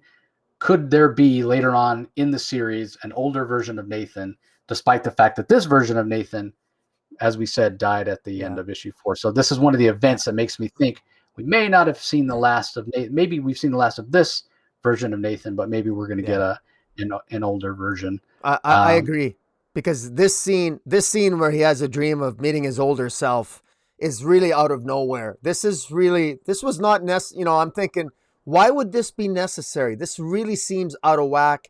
It seems to me that, kudos again to Becca Carey on the lettering, but even the word balloons and the thought balloons, they're in black, but they're also in blue. So whenever he seems to be thinking in an alien language, or he's got that alien influence, the word balloons themselves are sort of like they're surrounded with blue and black lines, and then that alien language. And then it's interesting, he's talking to his older self, but doesn't understand what his older self is saying. And so something is awry here. And again, we know from the end of issue 4 that Nathan Burnett dies. Yet at the same time, isn't it odd that he would die? He's got this power radiant, and can just a building falling on you kill you if you got the power radiant? That seems a little bit odd that that's all it would take to kill him, given how earlier when he was fighting the Radiant Red, I mean, he seemed to be taking a lot of punishment then too, but yet he appears to be dead, and yet I don't know. It's very, very interesting. It's out of left field, but it's one of those things where, I can just imagine, like you were alluding to, maybe, 15, 20, 30 issues from now, we might get a call back to this particular scene in issue 3. Yeah, but at the same time, we could. I wouldn't be surprised not if this was something of a red herring. Like, why would it be Nathan seeing his older self? Well, maybe he, his subconscious sees his older self as, successful. I mean, when Nathan, asks, "Who are you?" I'm the version of you that's worth breathing. As opposed to you don't deserve to even be alive. Maybe foreshadowing his own death. Very, very similar. So I just watched Empire Strikes Back yesterday with my 9-year-old daughter. It was the first time she'd seen it. Unfortunately, she already knew that Vader was Luke's father, because in her words, when I was in second grade, all those second graders were talking about that. So she already knew that. But anyway, there's that scene in Dagobah, right? Inside the cave, right, where Luke goes in and confronts Vader. And when Vader's helmet explodes, Luke sees his own face. So it could be something similar to that, or maybe I'm just reading into it. But either way, I would not be surprised to not see an older Marshall or an older Nathan come back, foreshadowed here. Or if he does come back, either way, I wouldn't be surprised. I mean, after what happened in issue 4, I feel like nothing's going to be might be a surprise, but it won't be, I won't doubt that it'll be out of left field. So anyway, I guess to kind of get out of his own head, get out of his bedroom, maybe feel like he's going to accomplish something, Nathan does head out to the highway to try to help these people who have a flat tire. I don't know if he just is not very good at changing flat tires and using the equipment, or because of his powers as Radiant Black, he breaks the lug wrench and the car falls, and the little boy is disappointed. They're going to miss the basketball game. So again, showing how powerful he is and making me doubt whether or not a building would fall on him would kill him, just like Rocky was just saying. He basically has them all piled into the car, and he flies them to the game by lifting the car up. And it is snowing. It is Chicago. It is cold. It is nice that the mom of the three gave him a scarf to wear. It's a really cool full page image. Yeah, As he beautiful art. flies. Beautiful art. Yeah, as he flies them off. Heads back home and says, "Well, so much for writing today. Better luck next time. It's 2 a.m." And he lays down to go to sleep when inspiration finally does strike. And again, to Rocky's point earlier about him writing that line about Elizabeth not recognizing her life, writers needing to write what they know. But I don't think it's a light bulb moment and immediately pops on. You got to ruminate on it. Plus, it goes back to what I was saying earlier about it seems like when Nathan has the most agency is after he's done something successfully, right? When he successfully saved his car and got the money back from Radiant Red, now he has successfully helped his family get to the basketball game. It spurs something in him. It sparks something in him to where he picks up his laptop, ends up typing all night. His dad knocks on his door the next morning. He's hearing the tap, tap, tap, tap. And Nathan's been up all night writing, and his dad says, "Oh, it sounds like it was a productive day. I'm happy for you." And Nathan says, "Yeah, me too this time," right? Showing that there's still that self-doubt. Like, you've broken through the writer's block. You've got your idea. You're writing what you know, and still the doubt is there. It just seems maybe it's a part of his character, something he'll always struggle with. So definitely relatable for a lot of creatives, and part of the reason that issue 3 resonated with so much of the creative community. So anything to add about this last chunk of the story, Rock?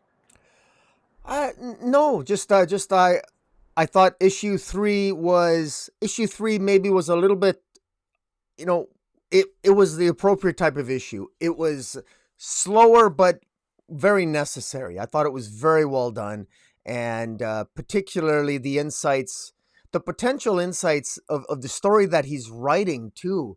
And especially, it's one of those moments where this is why we're reviewing these first 4 issues, because it's the highest compliment I can give to Kyle Higgins, and I'm sure you're in the same boat, that I very much wanted to go back and reread the first 3 issues after the revelation at the end of issue 4. Because it was like, oh, well, it seems like what seemed like just natural character progression was actually very necessary build-up in the character development of Marshall for the last 3 issues through Nathan, the original antagonist. And now we've got that subverted with issue 4. It was really brilliantly done. Again, it's very impressive. And just as a further compliment, this is better written in the first 6 issues of Invincible, by the way. And Invincible kept getting better, but this really is starting off even better than Invincible did. So high compliments. Yeah, I agree with you. Because what we at first thought, like you said, was necessary character development, laying the foundation. This turns out to be more important than that, because with Marshall taking over the Power Radiant, we don't necessarily need a foundation for Nathan. We need a foundation for Marshall. So why spend a whole very personal issue diving into Nathan's thought process and Nathan's feelings and Nathan's emotions? Well, because it makes him care about us that much more. So when he does die at the end of issue 4, it hits that much harder. So in a way, issue 3 is Kyle Higgins setting us up and making us care so that it will have that impact, because the impact would be, next to nothing if it wasn't somebody important. Like if it had been Nathan's dad, let's say, that died at the end of issue 4, then we really would be calling out the Spider-Man comparisons, and we'd feel a little bad, but it wouldn't have had the gut punch that it did with it being Nathan. So as we head into issue 4, it starts with Nathan again having one of these dreams. So this is what I imagine that he was experiencing when he was floating, maybe before he was having the dream where he met a potential future self. This is kind of what was going on. There's some sort of entity who's talking to him, and he's saying, "I don't understand." He doesn't understand the language.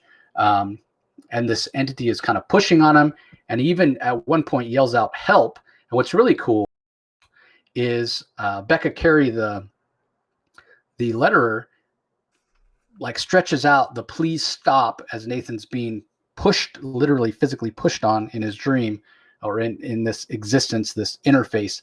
And the P gets deconstructed and stretched out to where it becomes the P of the alien language. Also, apparently, this alien language, according to Michael Basudel, the designer, what he said on radio is the way this language sounds is kind of the sound of an old dial-up modem. You know, the so, you know, Interesting. there may be some of you out there who never had dial-up and don't know what the heck we're talking about, but Rocky and I know the pain. I remember I would start my computer, I'd walk out of the room to not have to listen to that annoying and come Yeah. back like 5 minutes later. And then, you know, load a web page and come back 10 minutes later when the page was actually loaded. Oh, the pain of dial-up. So anyway, what we do see for the first time is this this robotic thing that says to Nathan, welcome to existence.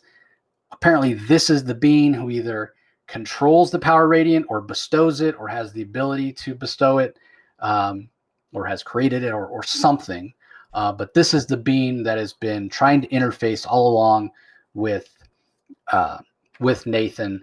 And at that point, the scene shifts and we get a scene of Marshall hanging out on his couch eating black licorice, feeding some of it to his dog when Nathan texts asking if he's got any plans today. And Marshall, being the film buff, I'm going to watch the Soderbergh marathon on Criterion Channel. And Nathan's like, I need to practice with these powers. Any interest? I love what Marshall. It's about time, dude. Like, where have you been? He's been ready.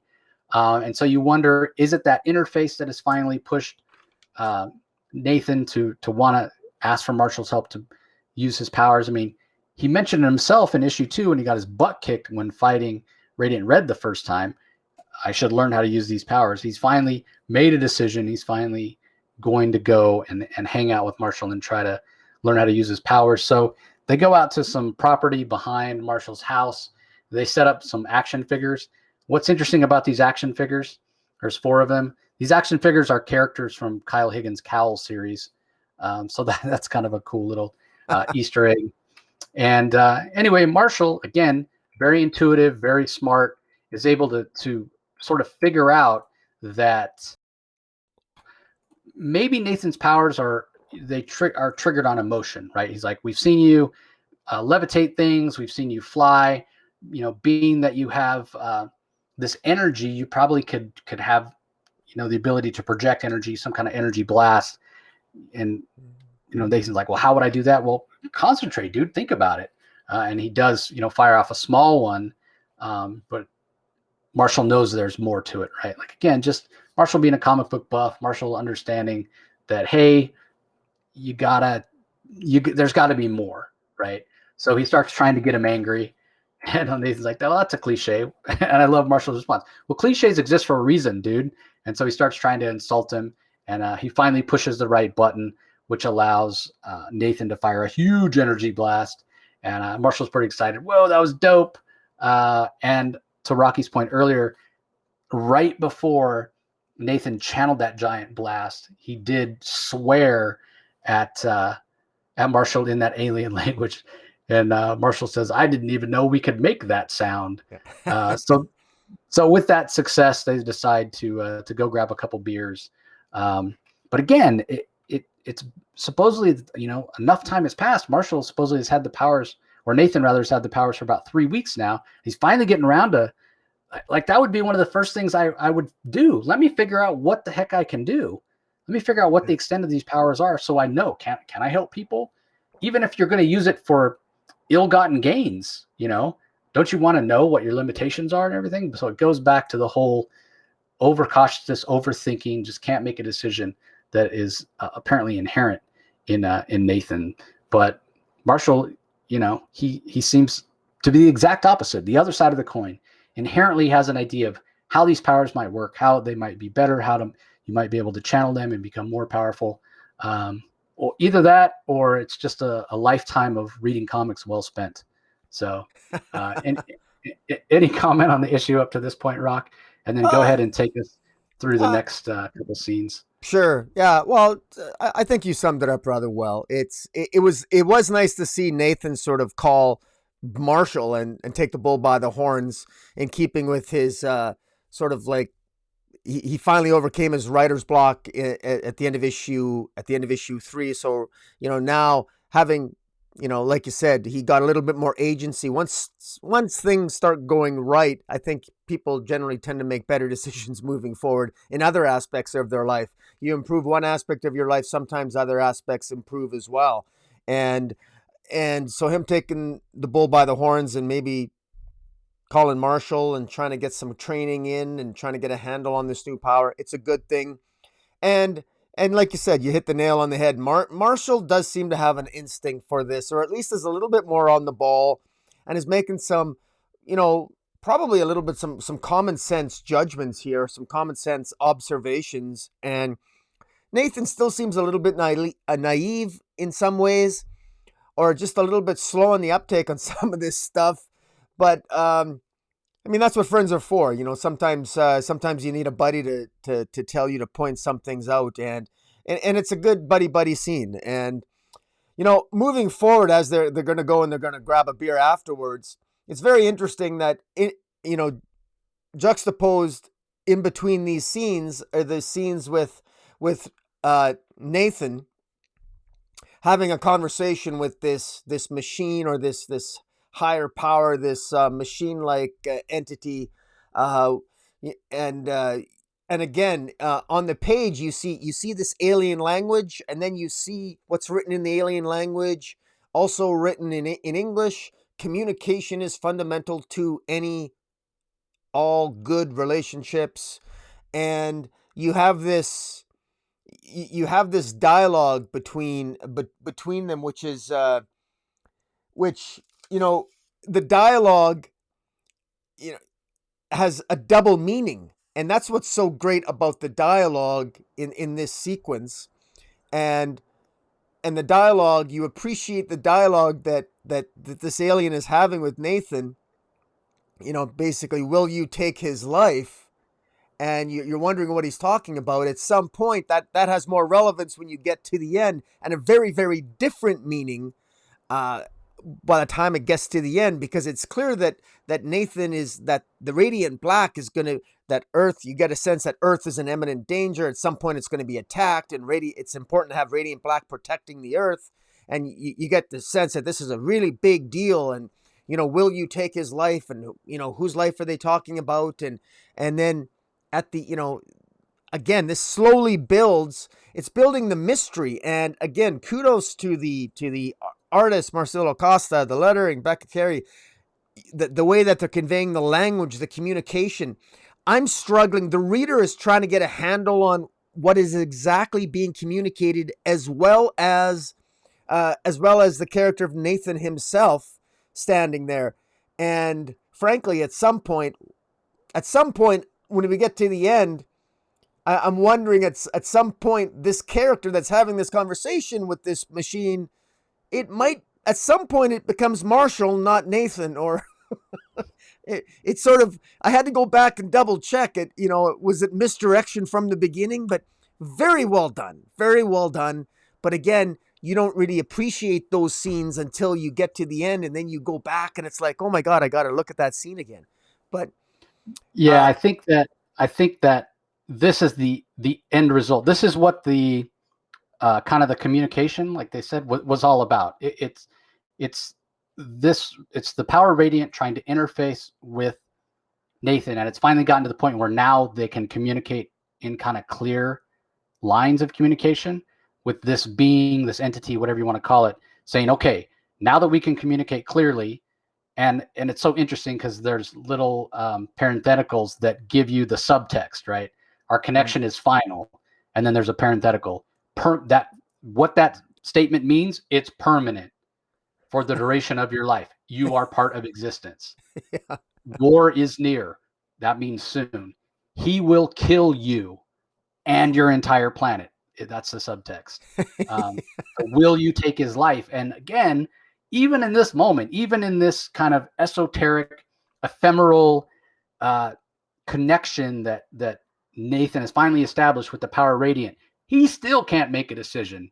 He's still wishy-washy, and yeah, we're going to talk about it at the end, whether or not that played into what might have happened. So yeah, I agree with what Rocky said. Kudos to the creative team. I mean, it's we all know, if you've been on social media ever, how hard it is to pick up on sarcasm and what people mean subtextually. So kudos to them, to the creative team, for putting the subtext right there in the parentheticals, so we know, we have the meaning behind the words, which I think is really, really cool. So Yeah, no, for sure.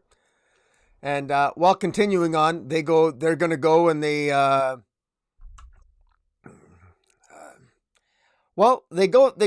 heading toward what I assume is just to grab a beer, and they get attacked by Radiant Red. Radiant Red wants to confront Nathan because he wants to basically send a message to Nathan saying, "Hey, look, leave me alone, or I'm gonna kick your ass. Stay the hell away from me. You mind your life. I'll mind I'll have my life. You have yours. Stay away from me." And we don't really know much about this Radiant Red character. And we just assume that he's maybe just a criminal who stumbled upon this power. And we're not really sure who this Radiant Red is. We have no idea if this Radiant Red character, who he is, or it could be a she for all we know, although we get it. We see his eye at some point, so I'm assuming it's a he.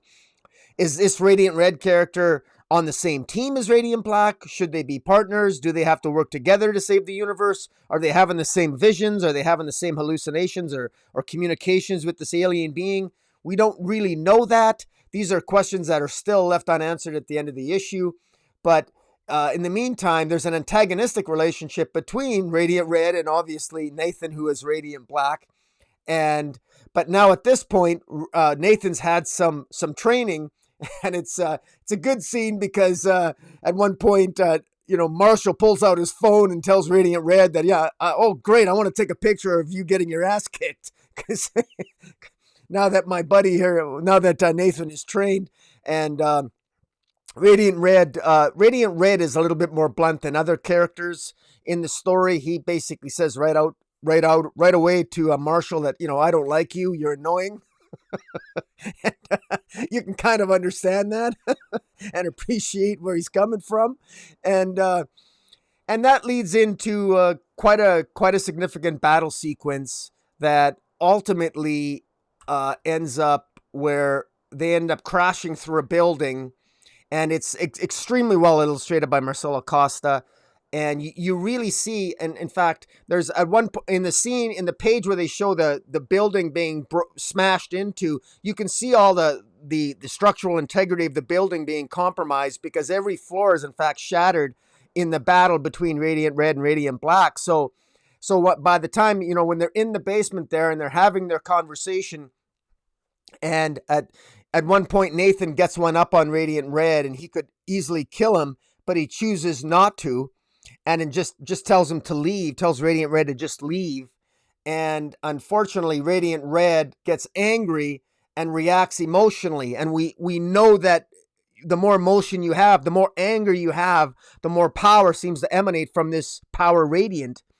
And that seems to be the same for Radiant Red. And the two powers coming together completely compromise the structural integrity of the building. The building falls apart. And is in a desperate act, but a heroic act, Nathan pushes Radiant Red to safety along with all the people in the building, and then the building collapses on Radiant Black on Nathan, and it's quite a scene. It's beautifully rendered, and Marshall is shocked. We the readers are shocked because we didn't see this coming. And even Radiant Red seems to be stunned and surprised by the heroic and selfless sacrifice of Nathan. And it's a shocker. And that brings us to the end. But I'll just stop there. And, any comment you have in terms of the progression, because we get to a point where at the end where Marshall's holding Nathan in his arms. And that's quite the moment. But up to that point, what do you have to say about to the pacing that got us there, Jace? Yeah, I mean, again, that scene, we know this was going to be a game changer. It was teased, like I said, right from the start. Issue 4 is going to be a game changer. So we know it's not as simple as the building falls on him and he's going to be okay. He'll turn the page and he'll fly up out of the building. No, when that building falls on him because of, how impactful this issue was, sold to us as and promoted as that, yeah, okay, Nathan's probably not walking away from this one. So yeah, big shock.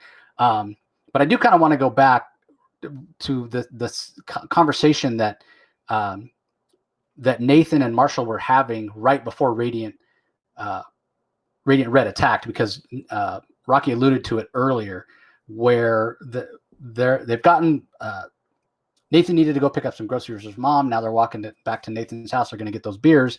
And Nathan flat out asks Marshall, what would you do with all this? Or and Marshall replied, well, if I got the black hole thing instead of you, I got 100 ideas, 80 of them, which will make me money, but that's not what happened. You're Radiant Black. And, right or wrong is kind of the tone that Marshall's using, because Nathan says, well, that sounds like an opinion. He goes, no, I just mean you've had these powers for a minute and you've barely done anything with them. It took me asking you how many, and you finally came out today to learn how to use your powers.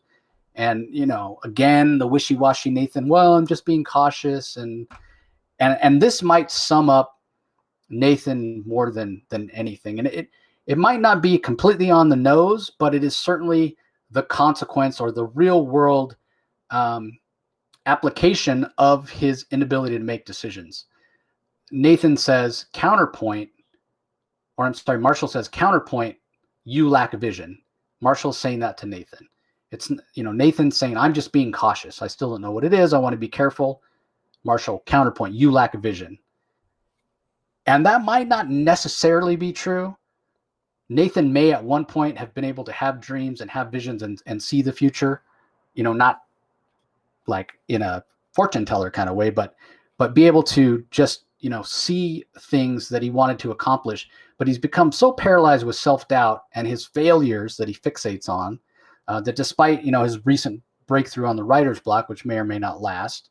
Well, now we know it's not going to last because he's dead. But either way, what Marshall is saying is, he doesn't believe that Nathan has vision. And if there's anything you can say about Marshall, he certainly has vision, right? He comes up with all these crazy business ideas. So, Marshall goes on to say, you've been good on paper, right? But you're never a big idea guy. And I just think you could be doing more, right? You could be doing more. Yeah. And Nathan tries to. At the end of there's a 2-page spread where there's Marshall's School of Business at the very end, which reinforces just how many crazy ideas he has, and which I'm just building on your point. Yeah, and those Marshall School of Business, that's a way for the creative team to bring in other of their friends and other aspiring creators, both writers and artists, to do those 1-page stories. And they apparently have 18 of them already done, and they're going to continue to do them and throw them in where they can. Just little humorous ideas of Marshall's. Like one is you can keep newspapers going by appealing to kidnappers, because you always need them for proof of life. I mean, it's just ridiculous. But anyway, getting back to the conversation, Marshall's saying, you lack vision. You just could be doing more. And Nathan tries to push back. Oh, that's a bunch of BS and blah, blah, blah. And before he can even finish his thought, that's when Radiant Red attacks. And so, yeah, I think it's a very interesting battle. And you wonder if in the long run, Nathan's inability to have that sort of killer instinct, or to be able to kind of finish Radiant Red off, didn't cause this to happen. It's almost like, Nathan has learned. He is more powerful. His Radiant Red has threatened his family. I know who you are. I know who your parents are. I know where you live. That emotion that it brings up in Nathan doesn't allow him to hit Radiant Red with a very powerful blast that even damages the Radiant Red costume. And, he's standing there, he's channeling the energy. He has a chance to finish it. And what that means, like, would it actually kill Radiant Red? Would it knock him unconscious? We don't really know. But instead of doing that, he chooses to turn away and say, don't ever come back here, rather than having that killer instinct. And obviously Radiant Red has much more of that killer instinct, but you also wonder if Radiant Red, like the impression I got was Radiant Red, that's even worse, right? That's even worse than being defeated. Like, you're not even worth finishing off. You're so, beneath me. It's almost like he's receiving pity or mercy from Radiant Black, and that's what really sends him over the edge and allows him to unleash a huge blast of energy, because again, it seems like the Power Radiant responds to emotion, which ultimately destroys the building. The other thing that's interesting is there's a couple times in the battle where we get a repeat of that scene of Nathan having that look on his face when the giant robot alien asked him, "Would you be willing to kill this being who's on his way to destroy Earth?"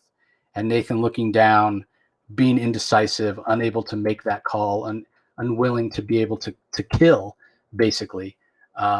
And when we get to that point where the building has collapsed and we turn the page, and we have Nathan in Marshall's arms, again, we get that scene where the robot entity is asking him, "Will you take his life?" And Marshall, Nathan rather, unable to make a decision. It's that same picture zoomed in even more with Nathan looking down, his despondent look on his face, just not being able to make a decision. And the robot entity saying, "Well, then your world will die. Like, if you can't do that, if you're not willing to destroy this entity, if you're not willing to take its life, then your world will die."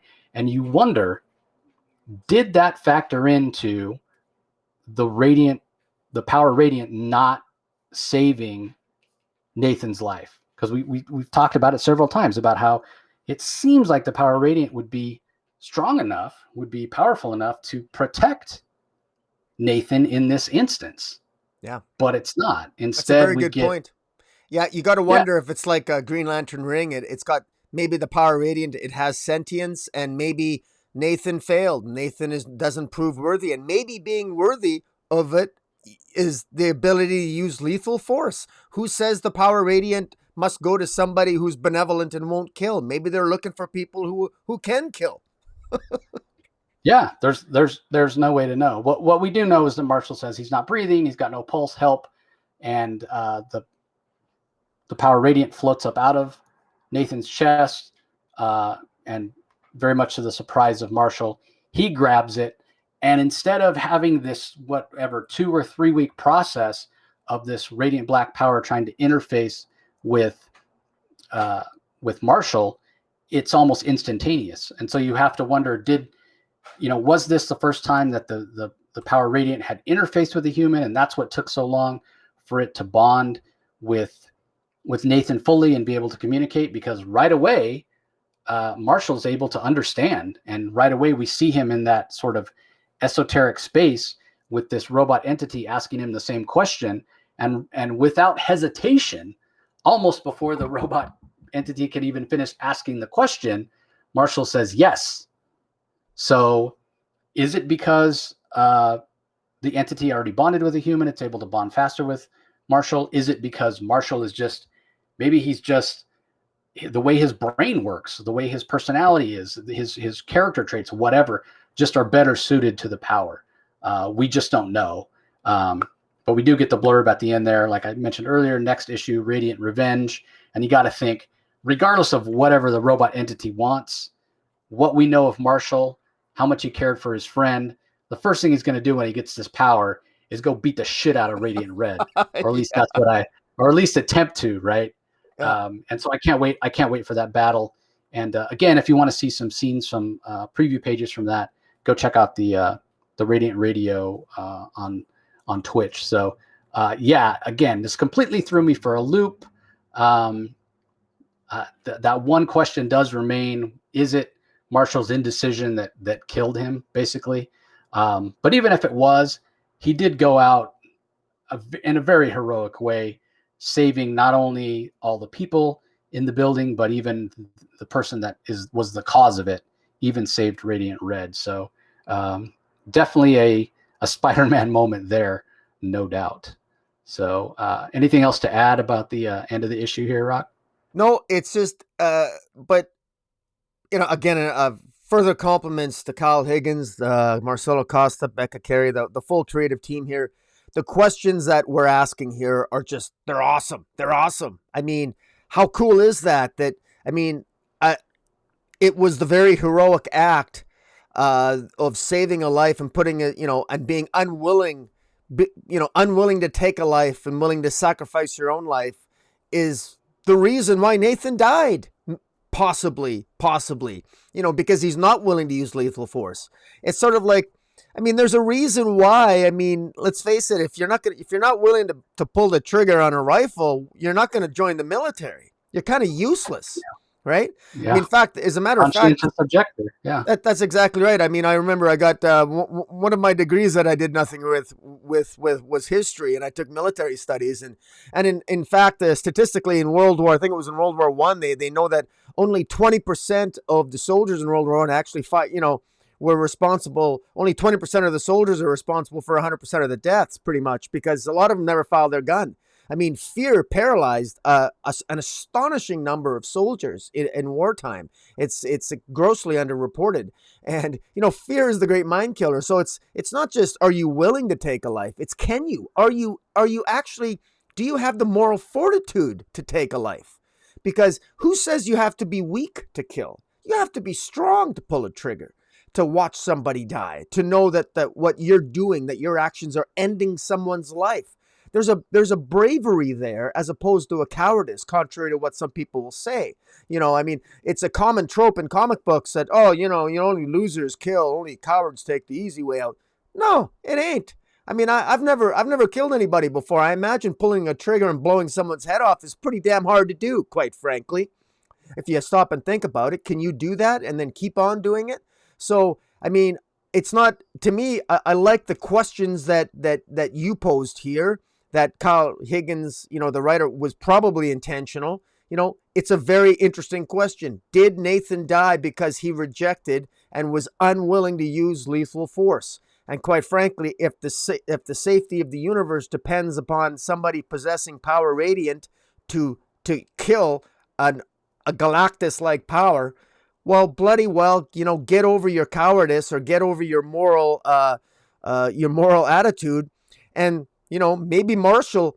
It's sort of like the whole Gotham, like the Batman expression. It's the Batman is the hero that Gotham needs, or whatever that expression was. I mean, Marshall is probably the hero that the universe needs right now, because anyways, this is really interesting, and I'm so fascinated as to where this is going to go, because here we're thinking that maybe Radiant Red is going to be the bad guy, the villain, but isn't it interesting if Marshall is both the good guy and slash maybe a little bit of an anti-hero?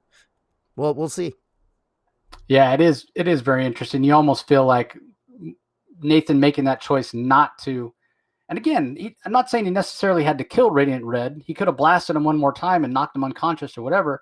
But that show of mercy may have been the one thing that where the entity that bestowed the power, just said, yeah, this is not the guy. He lacks. Like, what if he freezes up in that moment? At the exact moment he needs to kill this entity that's coming to destroy the Earth. And you got to think that in that moment, Nathan would weigh, the lives of everybody on Earth versus whoever this is coming to destroy Earth, and would choose to save his home planet. But you just don't know. And certainly this robot entity doesn't know, because again, based on how long it took the power radiant to fully integrate and interface with a human the first time, it's clear that they don't really maybe know humans. And so, if the first human that you're learning from is Nathan, I'm sorry, and all respect, and I like Nathan as a character, but man, he's not exactly painting us with or putting us in the best light. He's not exactly the best representation. He's awfully, just filled with self-doubt, and just wearing his heart on his sleeve with this failure, and having to slink back home with the tail between his legs. It's just, and it might have, it could be that at a different time in his life, Nathan would have been a great representation of the human race. And yeah, and Marshall's going to bring his own baggage to it too, right? Like, he's not exactly who I would pick either with all his schemes and harebrained ideas or whatever. But, like Rocky's point, he may not be the hero we want, but he might be the hero that we need. So I guess we'll find out. But I echo Rocky's sentiments. The entire creative team, they've knocked it out of the park. To kind of paraphrase what I just said about not the hero we want, but the hero we need. This might not be the story we wanted with Nathan dying, but it's certainly the story we need, because it's absolutely amazing. It's well crafted and done really, really well. And to reiterate the point that Kyle Higgins made on his Twitch stream the other night, creator owned. He wanted to take a big swing. I think they knocked it out of the park. I mean, I guarantee you that as soon as I get that press copy of Radiant Black #5, I'm going to be reading it immediately because I cannot wait for the next issue. This was just inspired. And I love that we took the time to go back and look at issues 1 through 3 and even the beginning of 4 with that context of knowing that Nathan died at the end of issue 4, because it does put things in a completely different light in my mind. So if you have read them, hopefully this helps you, experiencing them in a different way and putting some of that stuff in context. And I would encourage you all to go back and reread 1 through 4 in one sitting in preparation for issue 5. And you might pick up on some subtext that we even missed. And if you do, please leave a comment in the comment section below, or hit us up on Twitter. The Twitter handles will be in the show notes, as well as the Twitch streamer who puts out Radiant Radio once a month. As I said, I think I gave it incorrectly earlier, but there will be a link. As I said, it's Strawburry 17 Plays. So STRAWBURRY 17 PLAYS. But if you follow Kyle or Michael Basuto or the Radiant Black Twitter account, whenever they're going to broadcast and have a new episode of Radiant Radio, they put it out there. It's a great community. People are asking questions in chat, and it's a lot of fun. I do encourage it. They're usually about 40 minutes long, so it's not overly long. But I mean, people seem to really be responding to this. That's the other thing that we should mention. You got to pre-order this book. Every single issue has sold out. I think issue 1 has gone to a 3rd printing now.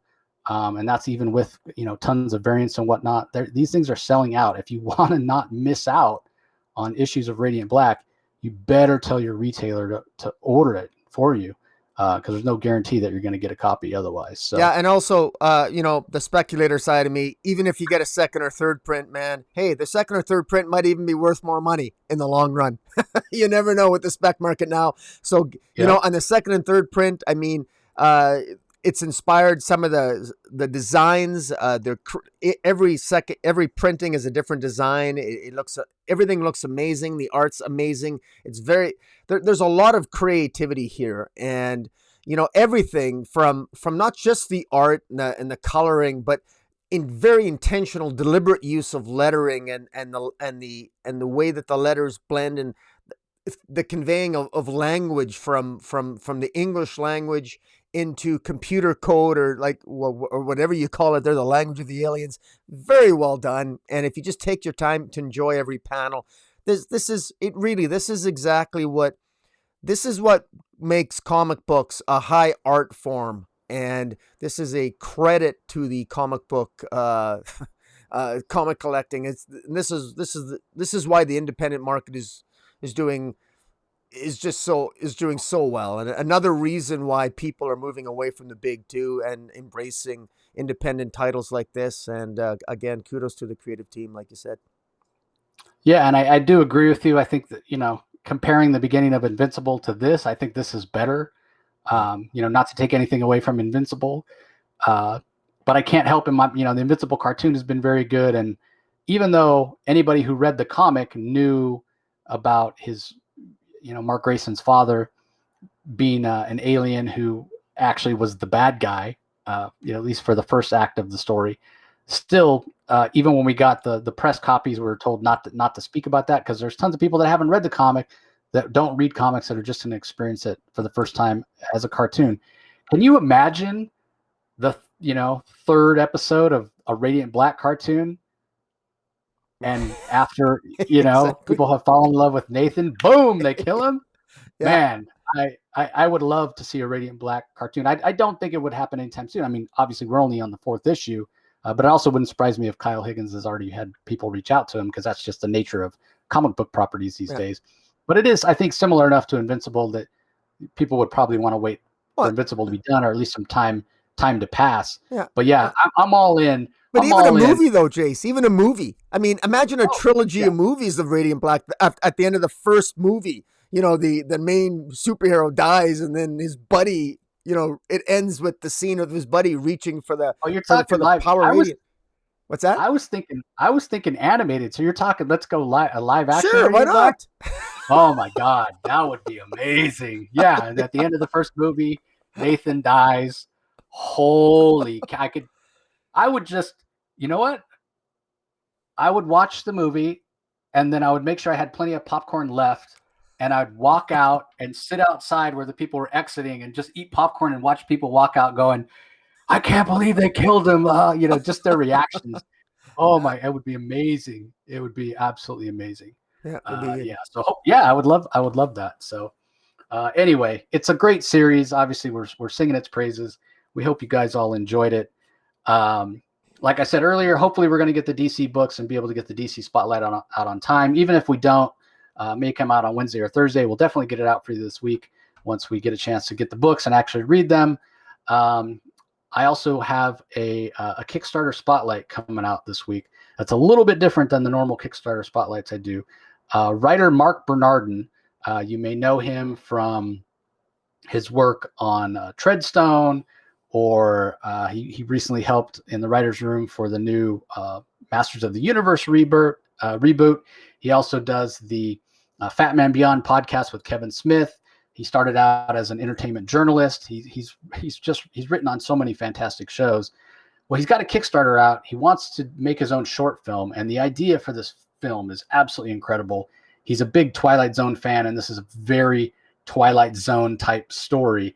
I'm not going to tell you anything about what the story is about because I want you to tune in and hear it from Mark himself. But he's going to come on and talk about this Kickstarter he has going on to fund this short film that he's written the script for, and he wants to direct and bring it to life. So it's a great cause.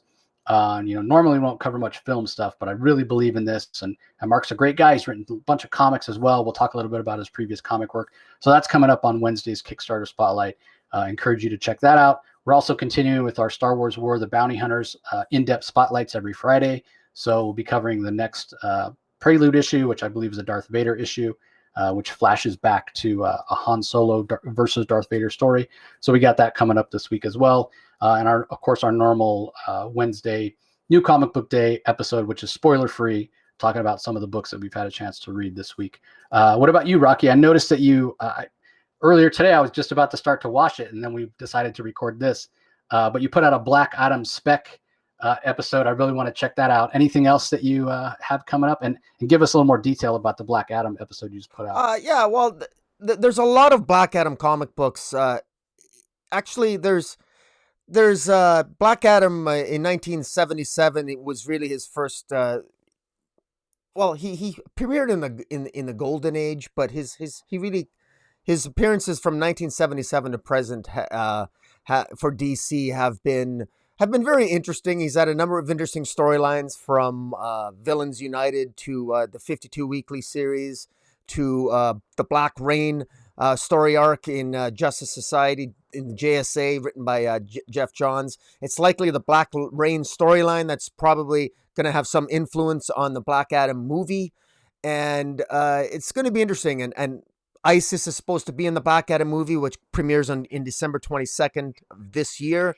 And Isis's brother Osiris, who gains power from saying Black Adam's name, and all these interesting storylines that we've gotten. There's a whole slew of them, and there's all these cool covers, and DC hasn't been getting a lot of spec love in the speculation market. And I wanted to put a video out showing all the Black Adam covers, the DC comic book covers for Black Adam, and even the last one with Endless Winter had a gorgeous cover B of drawn by Boss of beautiful cover B cover for Endless Winter special #1 with Black Adam on the cover. And yeah, so I think Black Adam needs some love, and there's some criticism there of I have to say real quick that I think Dwayne Johnson, he needs to work out less. Instead of working out so much, he needs to take a couple acting classes. If the guy took if the guy put half as much effort into learning how to act as he did working out, he would be a better actor. I mean, I think the last thing we need is another muscle on Black Adam. Like, do we really need more muscles on Dwayne Johnson? Really? Do we really need that? Anyways, I digress. But yeah, I do that. You know what? That's an ahead. interesting point. That's an interesting point because, you know, I thought Dave Bautista in the first Guardians of the Galaxy movie was pretty terrible. And I don't necessarily think that it was his acting. I don't think he had much to work with. But I've been hearing his name more and more. He's been doing more and more projects, and people have been giving him compliments on his acting. And even the Army of the Dead movie, which I have no plans to watch because it's Zack Snyder and people I trust have told me it's terrible. But Dave Bautista has been called out for really improving his acting skills over the years. And people are saying, well, it's probably because Dave Bautista puts as much dedication into training to be an actor as he did in training to be a wrestler and training his body to peak physical condition, you know. So when you talk about Dwayne Johnson maybe needing to do the same thing, you know, there could be something to be said for that. And don't get me wrong, I'm a Dwayne Johnson fan. I think the guy's Sure. Yeah. you know, a super nice guy and very intelligent and well spoken. And but yeah, I mean, I don't expect a lot from him, but I haven't. It's not like I go watch every movie he's had. I mean, I just expect him to be an imposing kind of presence and punch things. But I think in other movies I've heard he's been called out for not doing a lot with the roles he's been given. So yeah, could be. You make a good case. Good point.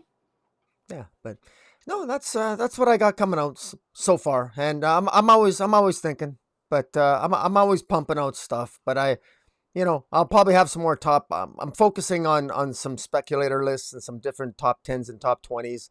And that'll be coming out in the next little bit. So fantastic. So if you guys want to make sure you don't miss any of that content, be sure you click subscribe. If you're listening to us on the podcast, be sure you head over to YouTube, the Comic Boom with an exclamation point. Just do a search for the channel, hit the subscribe, make sure you click that notification bell, give this video a like if you are so inclined. All that stuff really helps Rocky's visibility and helps us at the Comic Source as well, because as you all know, as I've said 100 times, the more likes and the bigger reach we have, the more accessibility that we get, the more we're able to get guests on the show, get interviews, and all that kind of good stuff. So we appreciate everybody listening as always. We hope you enjoyed this deep dive analysis into Radiant Black through the lens of the tragic death of Nathan at the end of issue 4. So as always, thanks for listening, and we'll talk to you next time. See you later.